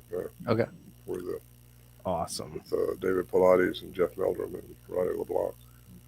And could people get, like, say, signed autographed copies or something like that? Do they have to go to those conventions, or could they go to ronmoorhead.com for any of that stuff? Or are there any sort of things? I don't stock them here at home. I don't Okay. normally stock them. I do have the CDs here just because I had a bunch of them and delivered. So because David ordered 60 of them the other day, a while back, and I got to have those for wholesale. Because I do wholesale this stuff out to some of these shops around. Yeah. 2 or 3 of them in the Pacific Northwest. And then BigfootStore.com, it's got them stocked. And then, so that's how you get the hard copy of the CD if they've got them. Once they run out, they will probably be out. And then, because most people are getting out of CDs now and getting into. Oh, yeah. Yep. It's a shame. I hang on to all my CDs. I refuse to let go, you know. Have you had any encounters since you've moved, since you got out of the Pacific Northwest? I've been kind of quiet back here. You know, kind of a newbie on the block. I've only been here a year and a half, and I just haven't hooked up with other Bigfooters. I kind of try to keep a low profile back here, and the ones that do find out about it, put something on here, and I just soon go to them. You know, I don't like going to them. Let me take that back. I like being there. Yeah, I don't like traveling anymore. You know, these airports are crazy. Years ago, when I had my own airplane, I could fly to it when I wanted to and take my time and do it the way I wanted to do it. But anymore, we're getting through security and all that stuff. Oh, it's a nightmare. You have to show up 3 hours ahead of time. Well, the only good part about it is at my age, I don't have to take my shoes off anymore.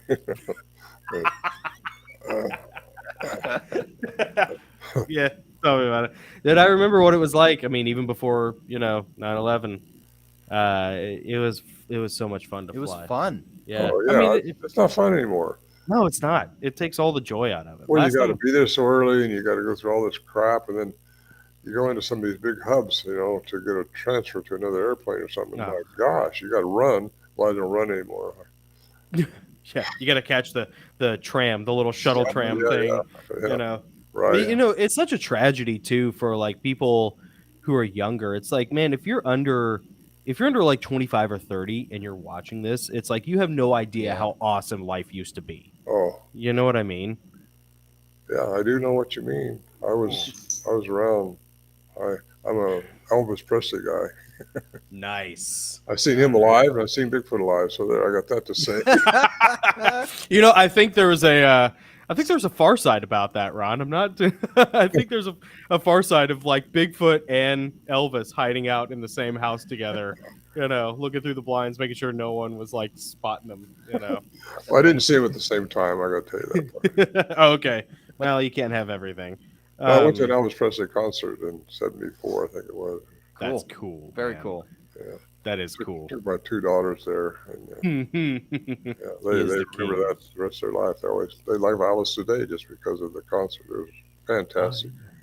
Yeah. I mean, you thought it was the second coming, the way it started out. I don't know if you guys ever seen it. No. Tell us about it. 2001 Odyssey music. Da, da, da, da, builds up. Yeah. My gosh, you thought the ceiling of the whole casino was going to open up and Elvis going to drop down or something, but it was really chilling.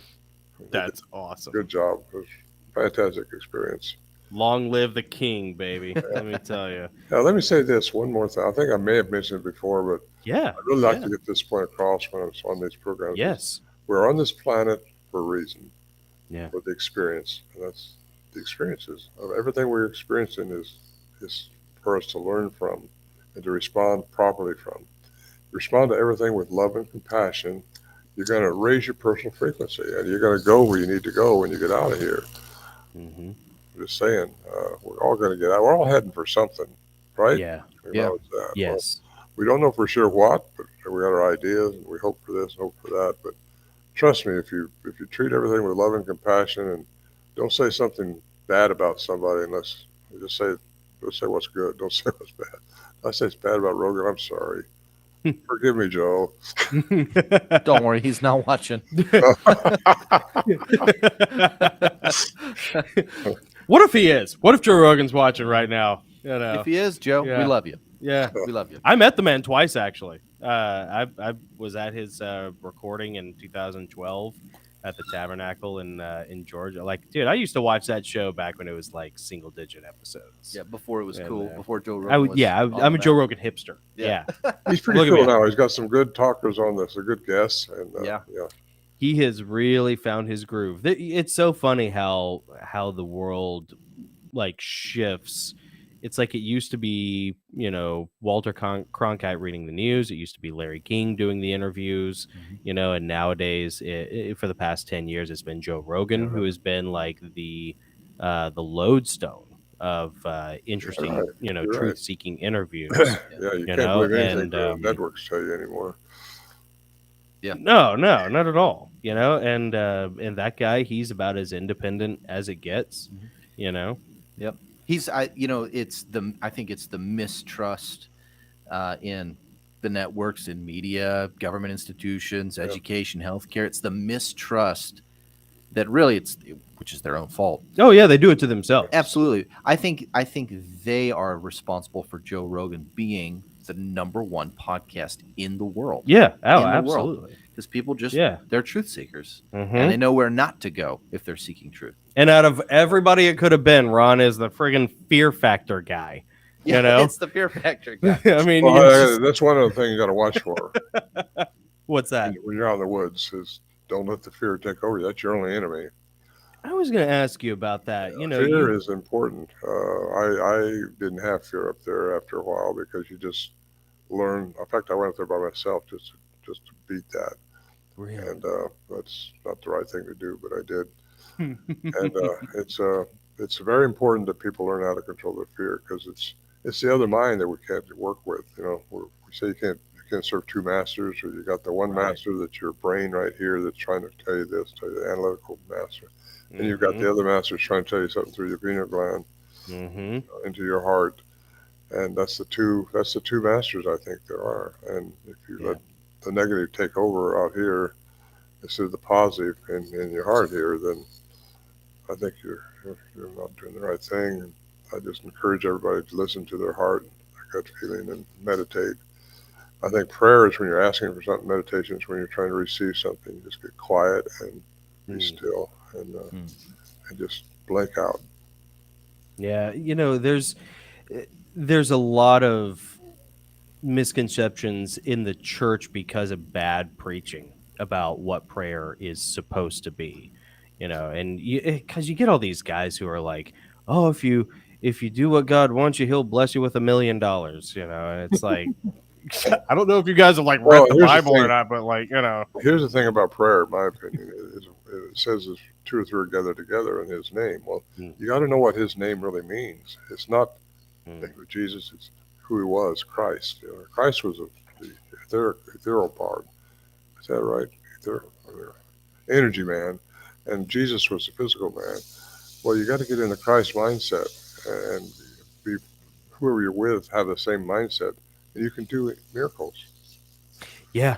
I mean, that's a good way of putting it, Ron. And you can tell when you get together with other people and there's just this certain relaxed, positive, for lack of a better term, vibe, this truly Christian vibe that comes over you. And you can, for us in the Christian world, we talk about it when we're in the spirit. We feel like we're in the spirit when you're having a conversation with somebody and you're talking about movies and you're talking about music, but then all of a sudden at some point the conversation shifts and you can feel it shift into this really divine place, this very holy, sacred kind of place. And it's exactly what's in the text there. And yeah, it's just, and it's almost indescribable. I'm a writer and I don't know get how in to the same vibration. Yeah. And there really is a lot to that. There's some people I don't want to pray for them because they don't know how to pray for you, and they pray against you and not even know it. They mean well, but they're not saying the right thing. Right. Yeah. They say, "Oh, take care of this cancer he's got," or whatever. Well, I don't have it, Quit telling me I got it. Yeah, don't put that evil on me, Ricky Bobby. Come on. That's the way they think. It's just, if you're saying, "Oh, I got a cold," if you got a cold, why? Yeah. First of all, here's another thing. You raise your personal vibrational frequency high enough and start taking everything like I mentioned earlier, you don't get sick anymore. And that is so bizarre. That is so neat. So I've had a cold and I can't remember when. Isn't that crazy? Yeah. And it just, that mind over matter thing, Ron, Yeah, if you don't mind, it don't matter. But truly, there are people like that who just, they never get sick. Yeah. Well, I've been pretty fortunate. I've had a very fortunate life, really, and I'm thankful for it. It's the life I chose, I guess, somewhere, or at least I've been very active the first 75 years of my life, and the last 5 since I had brain surgery here a few years back, and there was a tumor off my left side of my cerebellum. Oh, wow. Left me with a little balance issue and eyesight issue and a couple things like that, but I'm still upright, getting around. But I'm just saying, I could easily consider myself a victim right then because I didn't know it was going to do all this to me.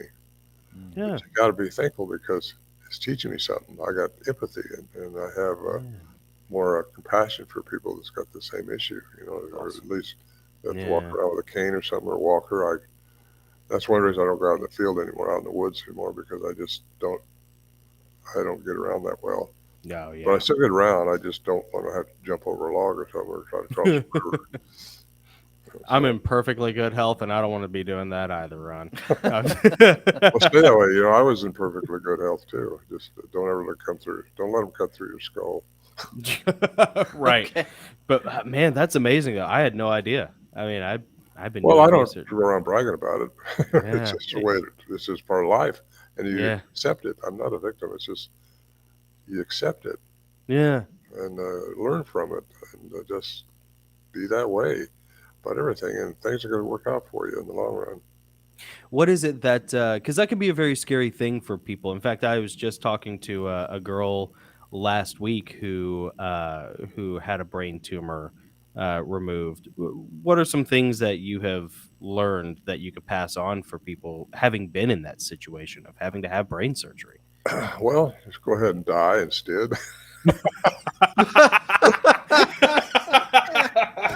Just check out. Just move on. Go to phase 2. You know. Well, really, I don't know what type of tumor she had. Mine was benign, and I think hers was too. Yeah, but there's also medical. Well, AIs are going to take over medical field anyway. But I think the medical industry is just going to change dramatically within your lifetime.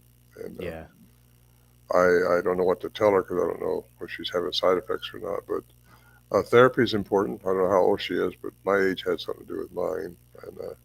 And it's just be happy all the way through it. She seemed like it. She was young, or she is young. Well, she can take therapy and everything will be just fine. Yeah.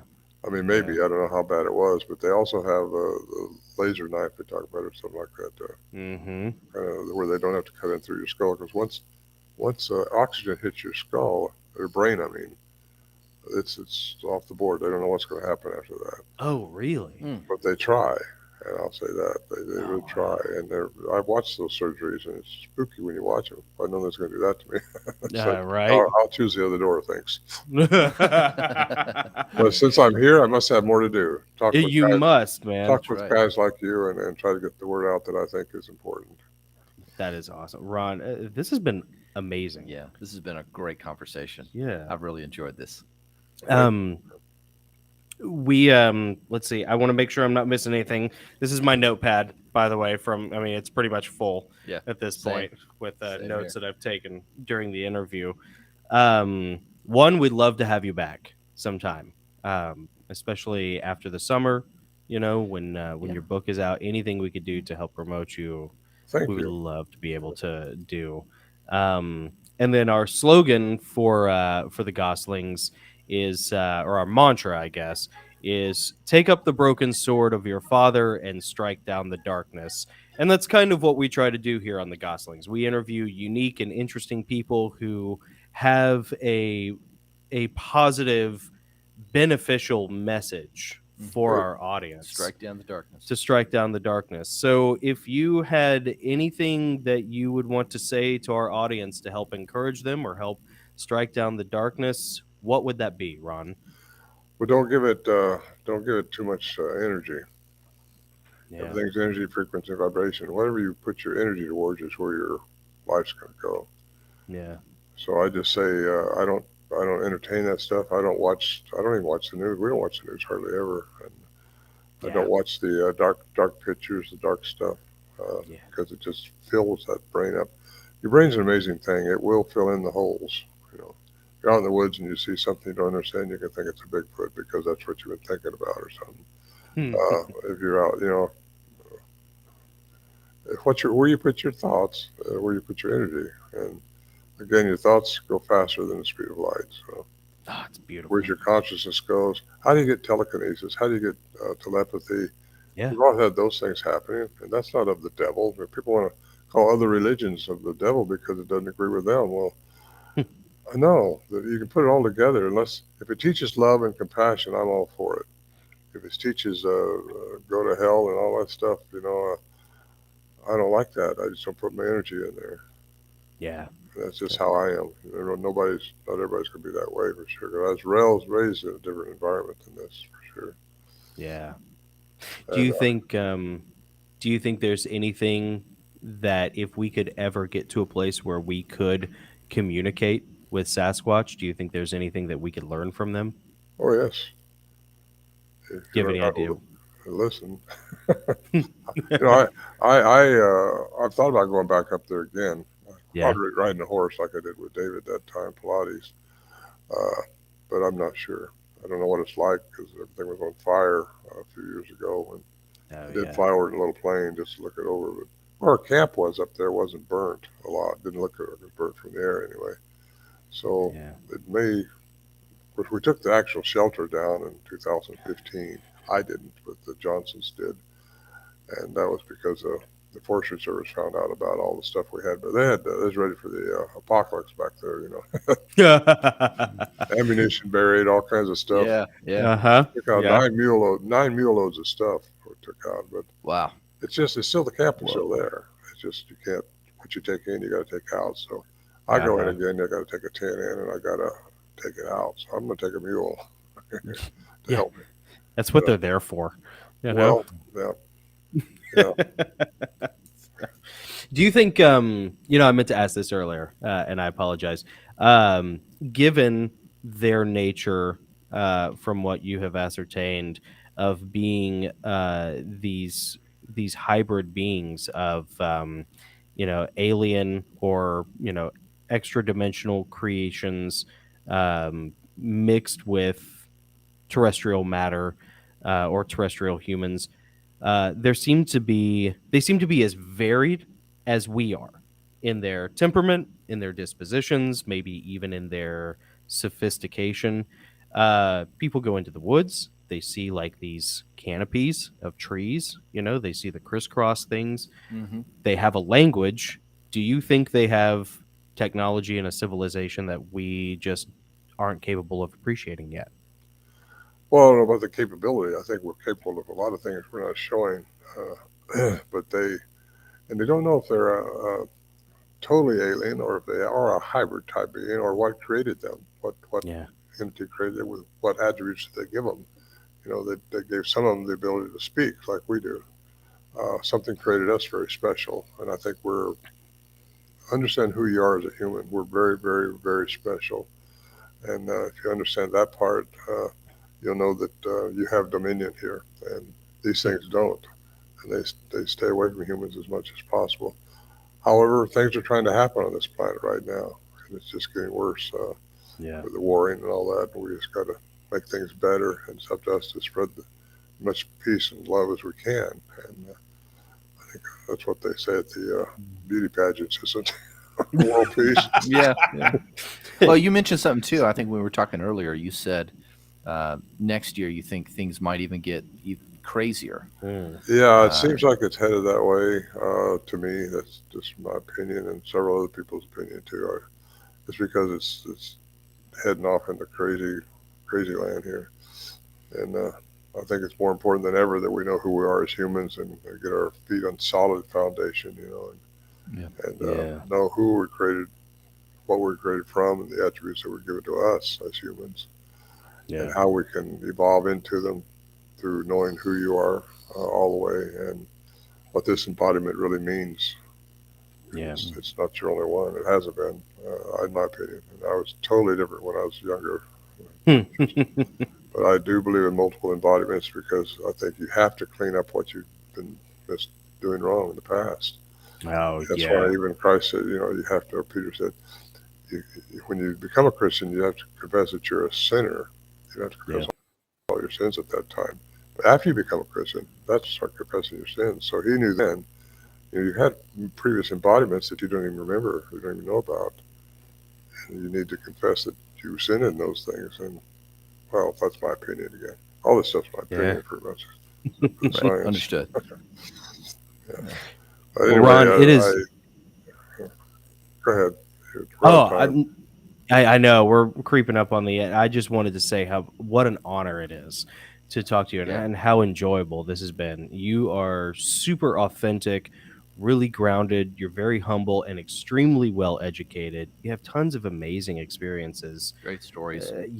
Thank you, man. This is like I've been looking forward to this. Oh, no, me too. For we've been pretty jazzed about this for about 2 months now. So thank you. I appreciate really that awesome comment. Yeah, and listen, anytime you want to come to Tennessee, baby, we'll take you camping. Well, that's just saying. Why don't you email me something? Open invitation. I got your email address because I do go up there because I got like I said, convention in October up there someplace. Oh yes, I do want to find that information out. And my son he's trying to buy a home right now, but right now he's living where you guys are in Springfield. Yep. Yeah, I'm telling you, man. Anytime, I will buy your dinner. Feel Absolutely. free to forward Well, them that's our worth the trip information. now. Yeah. I will buy you a steak and seafood dinner at the best Come on. Captain D's around. No. Well, Best Captain D's. I don't know. I Yeah. don't know. He meant to sell a kidney to pay for it. Yeah, fair enough. Yeah, I tried to get them to take my kidney at the grocery store, but it wasn't worth it, they said. Yeah, that sounds about right. Yeah, we'll be bartering organs, in 5 years. Could be, Well, Ron, thanks, man. This has been so much fun. I Our appreciate you audience is guys, gonna man. love it, and we really love to have you back on, and we'd love to stay connected. And Thank you. yeah. So thank you very much for spending some time with us today. Thank you. You guys take care. All right, You you too, too, Ron. sir. Take care. See you later. Right. Bye-bye. Hey, if you guys have been enjoying this interview and you'd like to hear the rest of it, including some really down and dirty stuff that we're not allowed to say here on YouTube, head over to patreon.com/the Gosslings. We'd love to have your support there and share exclusive content with you. That's right. Keep it cool. And remember, these are interviews that strike down the dark. They do indeed strike down That's the right. darkness. They strike down all the darkness. That's right. Strike it down hard. So hard. So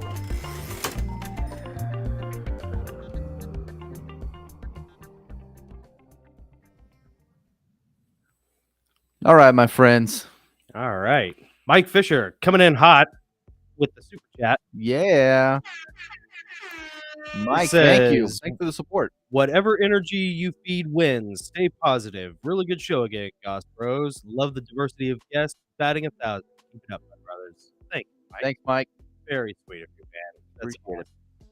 Yeah. So, what do you guys think? I'm just pretty lively chat. Yeah, Yeah, we pretty did. lively We had a chat. great chat. We were reading the comments in there. You guys are being awesome. I'm This was putting the really chat cool. on the screen now. Don't be shy. All of a sudden, Yeah. everyone stops chatting like, oh, shoot. Oh no, I'm there for everyone to see. Oh, now it'll be immortalized on YouTube. I better be careful what I'm going to say. I see how you are. That's how I am every time. I'm like, oh, wait a second. Okay, I gotta second guess everything. I'm There we go. Gabe with a comment. Looking forward to going back and watching this, hanging out with the family. That's awesome. Cool, man. On a Sunday evening? How dare you? I know. So, so I just have this on with no sound. Well, it's better on with the sound, but hope you go back and enjoy it. That's Yeah, okay man, because thank you. Ron has a very commanding visual presence as well as an auditory He does. presence. He does. Yeah, that hat. I didn't mention it to him, but like Nick and I before the interview, we were both saying like, I really hope he wears the hat. Yeah, I did. I say that. I love that. Hey, Ron Moorhead's so cool, man. You can look at him and not have any sound on Gabe. It'd be like, I bet that dude's talking about Bigfoot. And I bet I know bet he's an exactly what he expert. sounds like. Yep. And you're right. Sam Elliott's what And he it's sounds like. awesome. Yeah. Yeah. Chris Caps, it is the way. You are correct, my friend. This is the way. This is the That's- way. This is the way. This That's is the right. way. You know what would be funny if like all the Mandalorians just get caught in a feedback loop where they're all just like, this is the way, this is the way. And they're like late for the battle. They miss their window because they're all just stuck standing there obeying their cultic rules. This is the way, this is the way, this is the way, very this is the way. first guy who says that has like Alzheimer's and he can't remember. Or, he's So gonna he hears the last guy say, this is the or you think there's ever been a Mandalorian with a stutter? way. This is This is the and they're all just This is standing the- around the waiting. Like no one can go until you finish saying the thing.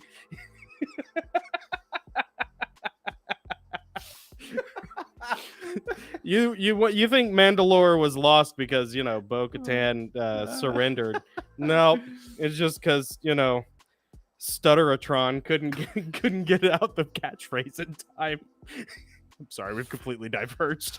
and we are off the rails. Yeah, we are off the rails. You were telling me while we were watching the second half of the interview, you were saying you have a Joe Rogan story. Yeah, Tell me so about that. and this kind of reinforces the sort of positivity that Ron was getting at. I really appreciate Ron. I mean, Ron's not a Christian anymore, and that's very unfortunate. And we pray for Ron, just like we pray for everybody who's not a Christian. We don't mean that in a condescending way. We mean that in a loving way. But in regards to Joe Rogan, in 2012, maybe 2013, I think it was 2013, for my 30th birthday, my younger brother took me down to Atlanta to the Tabernacle. in Atlanta to see Joe Rogan's special. He Cool. was recording a new DVD down there. And so Cameron bought us tickets. We went down there. Show was a lot of fun. And then afterwards, there was a meet and greet. And so you stand in line and you get to meet Duncan Trussell, Brian Redban. I don't think Joey Diaz was in line, which was fine because I didn't really care about Joey Diaz anyways. I was always a big Brian Redban fan, though. He was like sort of a trickster of the group, the silly one. Yeah. And I appreciated the humor that he interjected, clearly. Anyways, and then Joe Rogan was there. and Rogan, like, I'm 5'8" on a good day. Rogan's around my height, maybe a tiny bit shorter, depending on what shoes we're wearing, And but he's got a massive noggin. Like... And he's got he almost up close, like in a good way. He looks like a character from Lord of the Rings. Like he's got these really broad, distinctive features, and he's super sweet and he's very friendly. And you know what else I appreciated about him? He didn't shave his earlobe hair, and it made me feel so much better about my earlobe hair, But anyways, so like 2013 was like sort of. Right smack dab in the middle of my age of apostasy. I had spent a few years as an atheist, and so I come up to Joe and I tell Joe, man, that was awesome. Love what you do. It's hilarious. He signs my thing, and then I don't really remember everything I told him, but I remember this one thing I said. You helped me, and I said this in a positive way. Like I was happy about this at the time, and I said you helped me become an atheist. You helped me get rid of the shackles of religion, and this is like, and we're smiling and we're laughing. And then I say this thing to him, about you helped me get rid of my religion.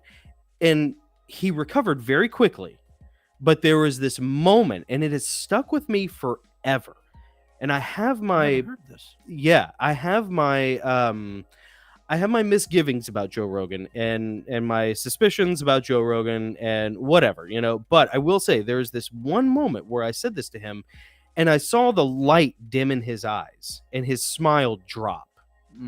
And he recovered quickly and he said, oh, well, okay. He said something very like neutral, but diplomatic. I wish I could remember exactly what he said. What his actual words don't really matter because the vibe that I got from him, the message that I received from him non-verbally was he was not happy to hear that.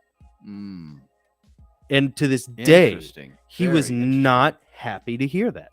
And I don't know where he was at then. I certainly don't know where he's at now spiritually, but looking back on it, especially when I recovered my religion, and I came back to my faith, I look back on that moment with gratitude, of like, here was this guy that I idolized at the time, and when I told him, I basically was saying like, I'm like you now, like I don't have religion anymore, just like you don't have religion.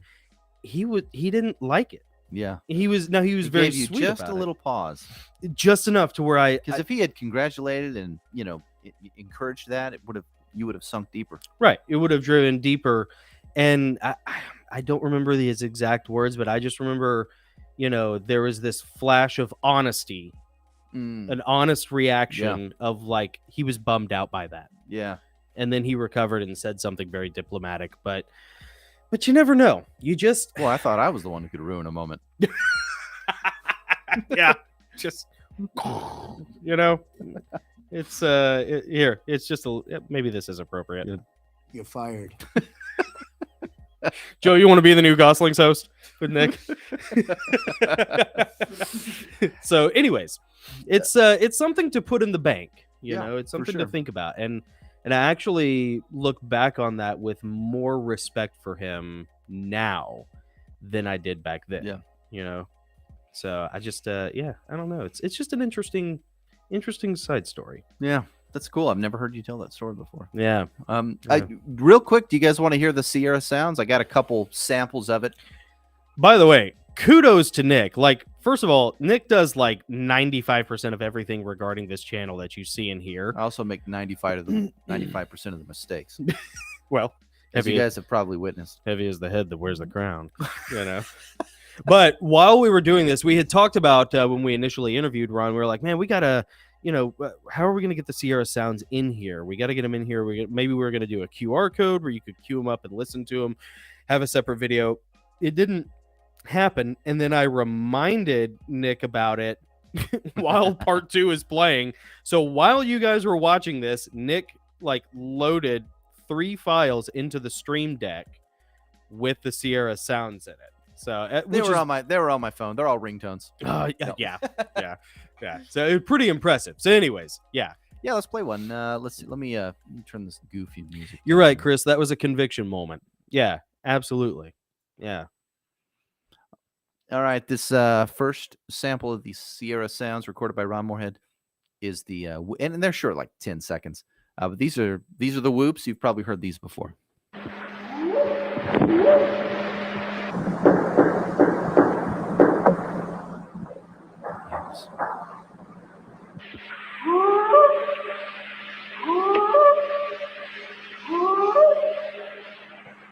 Okay, those were knocks and whoops. That was not a loon. That is allegedly the Sasquatch. Actually, a couple of them. You got to think about how far away that had to be and how powerful those lungs are to make that kind of noise. Mm-hmm. Anyways, it was distance. It gets closer though. This is the first sample of the what they call the samurai chatter. Isn't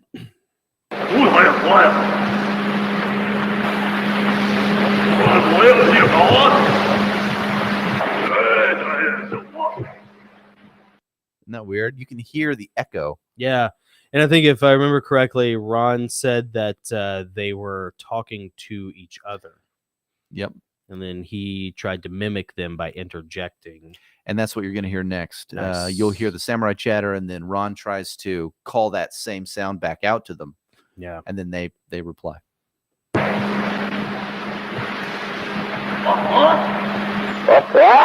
That's Ron.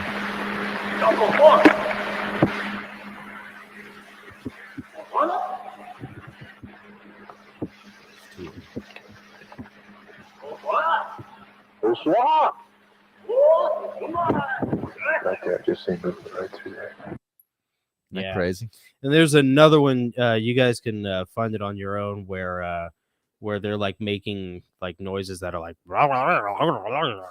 Yeah, and the range is all up. It's the all over octaves the are super weird. Yeah. It's freaky, man. It's cool. But... Tricky says, "Did he just say it's Uncle Buck? It did sound like what? I can't even do it." You ever seen a hatchet bug? I could shave a gnat's tail with this thing. Oh, that's right. So sharp. I haven't seen. When he's freaking out the boyfriend. Yeah. He's in the middle of the night and the breath is coming out and he's showing him in the trunk the hatchet he keeps back. Yeah. Uncle Buck. We were just talking about Uncle Buck earlier today, Tricky. Good pull, buddy. Yeah. Real quick, we want to mention we're going to do our patron shout out here in just a second. Before we do, if you would like to be a patron, let me find it here. My goodness, I am disorganized tonight. My apologies. Where is it? There it is. There you go. There's that right there. Go to patreon.com/the Gosslings. Yes. Multiple levels of support. We'd appreciate your support. But that's where you can go. Actually, you know what? Let's do this too. I was going to ask if we had a QR code. We do have a QR code.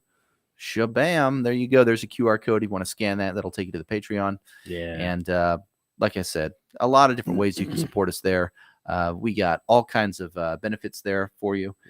Exclusive content is probably the biggest draw. All of these interviews, what you're seeing on the live stream tonight, of course, represents maybe 2/3 of our conversation with Ron. You can see the rest of it on the Patreon if you're an exclusive member there. Patreon.com/the Gosslings. Mm-hmm. And I will leave the QR code up there. Yeah. And in the meantime, is there anything else we want to do before we go and get sushi? What about the merch QR code? Do we have you want to skip that one for tonight? We'll throw it up there. We got swag. We got this one. Yeah. Let's do this one. Shabam. Look at that. You can get one of these. Yeah. T-shirts, beanies, all sorts of stuff. We probably some bags. Yeah, we designed a whole ton of stuff that we had a lot of fun. It was probably 2 hours worth. Yeah, it's fun designing stuff one night, and yeah, it's great. It's all on Teespring, and we do the QR code because Teespring makes it impossible to find anything on their actual page. It's like the weirdest, most bizarre. I don't know, and we try to price stuff as low as we can on that while still like being able to have enough room for the Patreon members to get their discounts. And it's like this weird give and take. But for now, it's the game we're using. We're always trying to look for like a better way to sort of game that. But for now, that's what we have, and we have a ton of cool stuff. I was thinking about it. I think the reason why Bigfoot is so angry is because he's just like he's been shortened on the How so? on the anatomy department. Oh, So I mean, look, I think it's probably worse for him than it is for a silverback, and the silverbacks aren't exactly rocking a thunder down under. Oh no. Oh no. I'm just saying. Maybe he's just really unhappy. Gracious. Too much chat. I'm sorry. Oh my goodness. Oh my goodness. Tricky will laugh at that. Tricky will find that funny. Yeah. All right. And with that, how can Jonathan ruin a live stream with his unnecessarily body humor? Should we do the shout out and close out the show? Yeah, yes, we should. Before I say something else, that'll get us in trouble. All right, here we go. And we've loved hanging with you guys tonight. Quick shout out to our patrons, starting at our first ever Spartan level patron, Gosshog Lifts. Yeah, baby. Follow him on Instagram at Gosshog Lifts. Go and check him out, man. The dude is crazy what he's doing. Yeah. Thank you for the generous support. Yes. Gosshog. We love you, man. Thank you so much. Joe is the man. You're already better than us, Joe. Pressfield level patron Lisa S. Thank you so much for the generous Lisa. support. Miss seeing you in the chat tonight, but look forward to hopefully seeing you next week. Yeah. Also, Hemingway level patrons Jody S. Come on now. Sorry, it's moving a little slow here. Jody S. American Cars in the chat tonight, baby. man. Thank you. I really appreciate your support. Orwell level patrons. Margaret D. Julie C. Ruta Lee. Susanna J. Bay. Joshua. Lenka. Lanya, Melissa, Vicky, Kelly, Marsha. Thank you so much. Also, here it comes, the backbone. Yeah. Orwell level patrons. We got Jabber. We've got Charmaine, Jerry, Marsha, Cheryl, Chris Caps, who's in the chat tonight, Karen B, Canine Training, Mama Shaw. Miss seeing Mama Shaw tonight. I know, yeah. Cascadian Breeze, and of course, the great Gabe Bello. Gabe Bello Music. Go out and check out his YouTube channel. Mike Fisher, the great Mike Fisher. Jardani Jovanovic.com. Carol, Jamie J, Shawnee, Sunny, Michelle, Charlotte, thank you guys so much. Yes. And I did it just in time for I timed the music perfectly. Can you believe Nicely that? We nailed it. Nicely done. Well, I think that's all we got for you tonight. I need a longer piece of music to really wrap up the show with. Nick really 360 no scoped it with the high five at the end. Yeah, see that? I was worried. Not bad for like a 45-year-old homeschool dad. We are in our 40s. So in our 40s. Yeah, middle-aged. Yes. Where's my Geritol? And my cortisol cream. Yes. Where's my cortisone? Cortisol? I don't even know what it's called. Cortisol. The stingy cream. Yeah.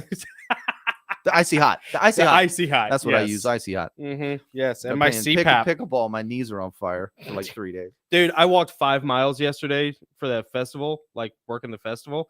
And I mean, I was so sluggish. It was like I had ankle weights on this morning. Go up my own stairs. Dude. Yeah, it was. But I can walk. I can walk to the truck and we go get some sushi. And that's why you should follow Gosshog Lifts. That's right. So that you can learn to be big and strong. You're not fat and slow and weak. Oh, we got a super chat from Chris. Chris Caps. Thanks, Chris. Man, thank you. Appreciate that, man. Thank you so much. When's Jonathan going to do a commercial for the hair care products?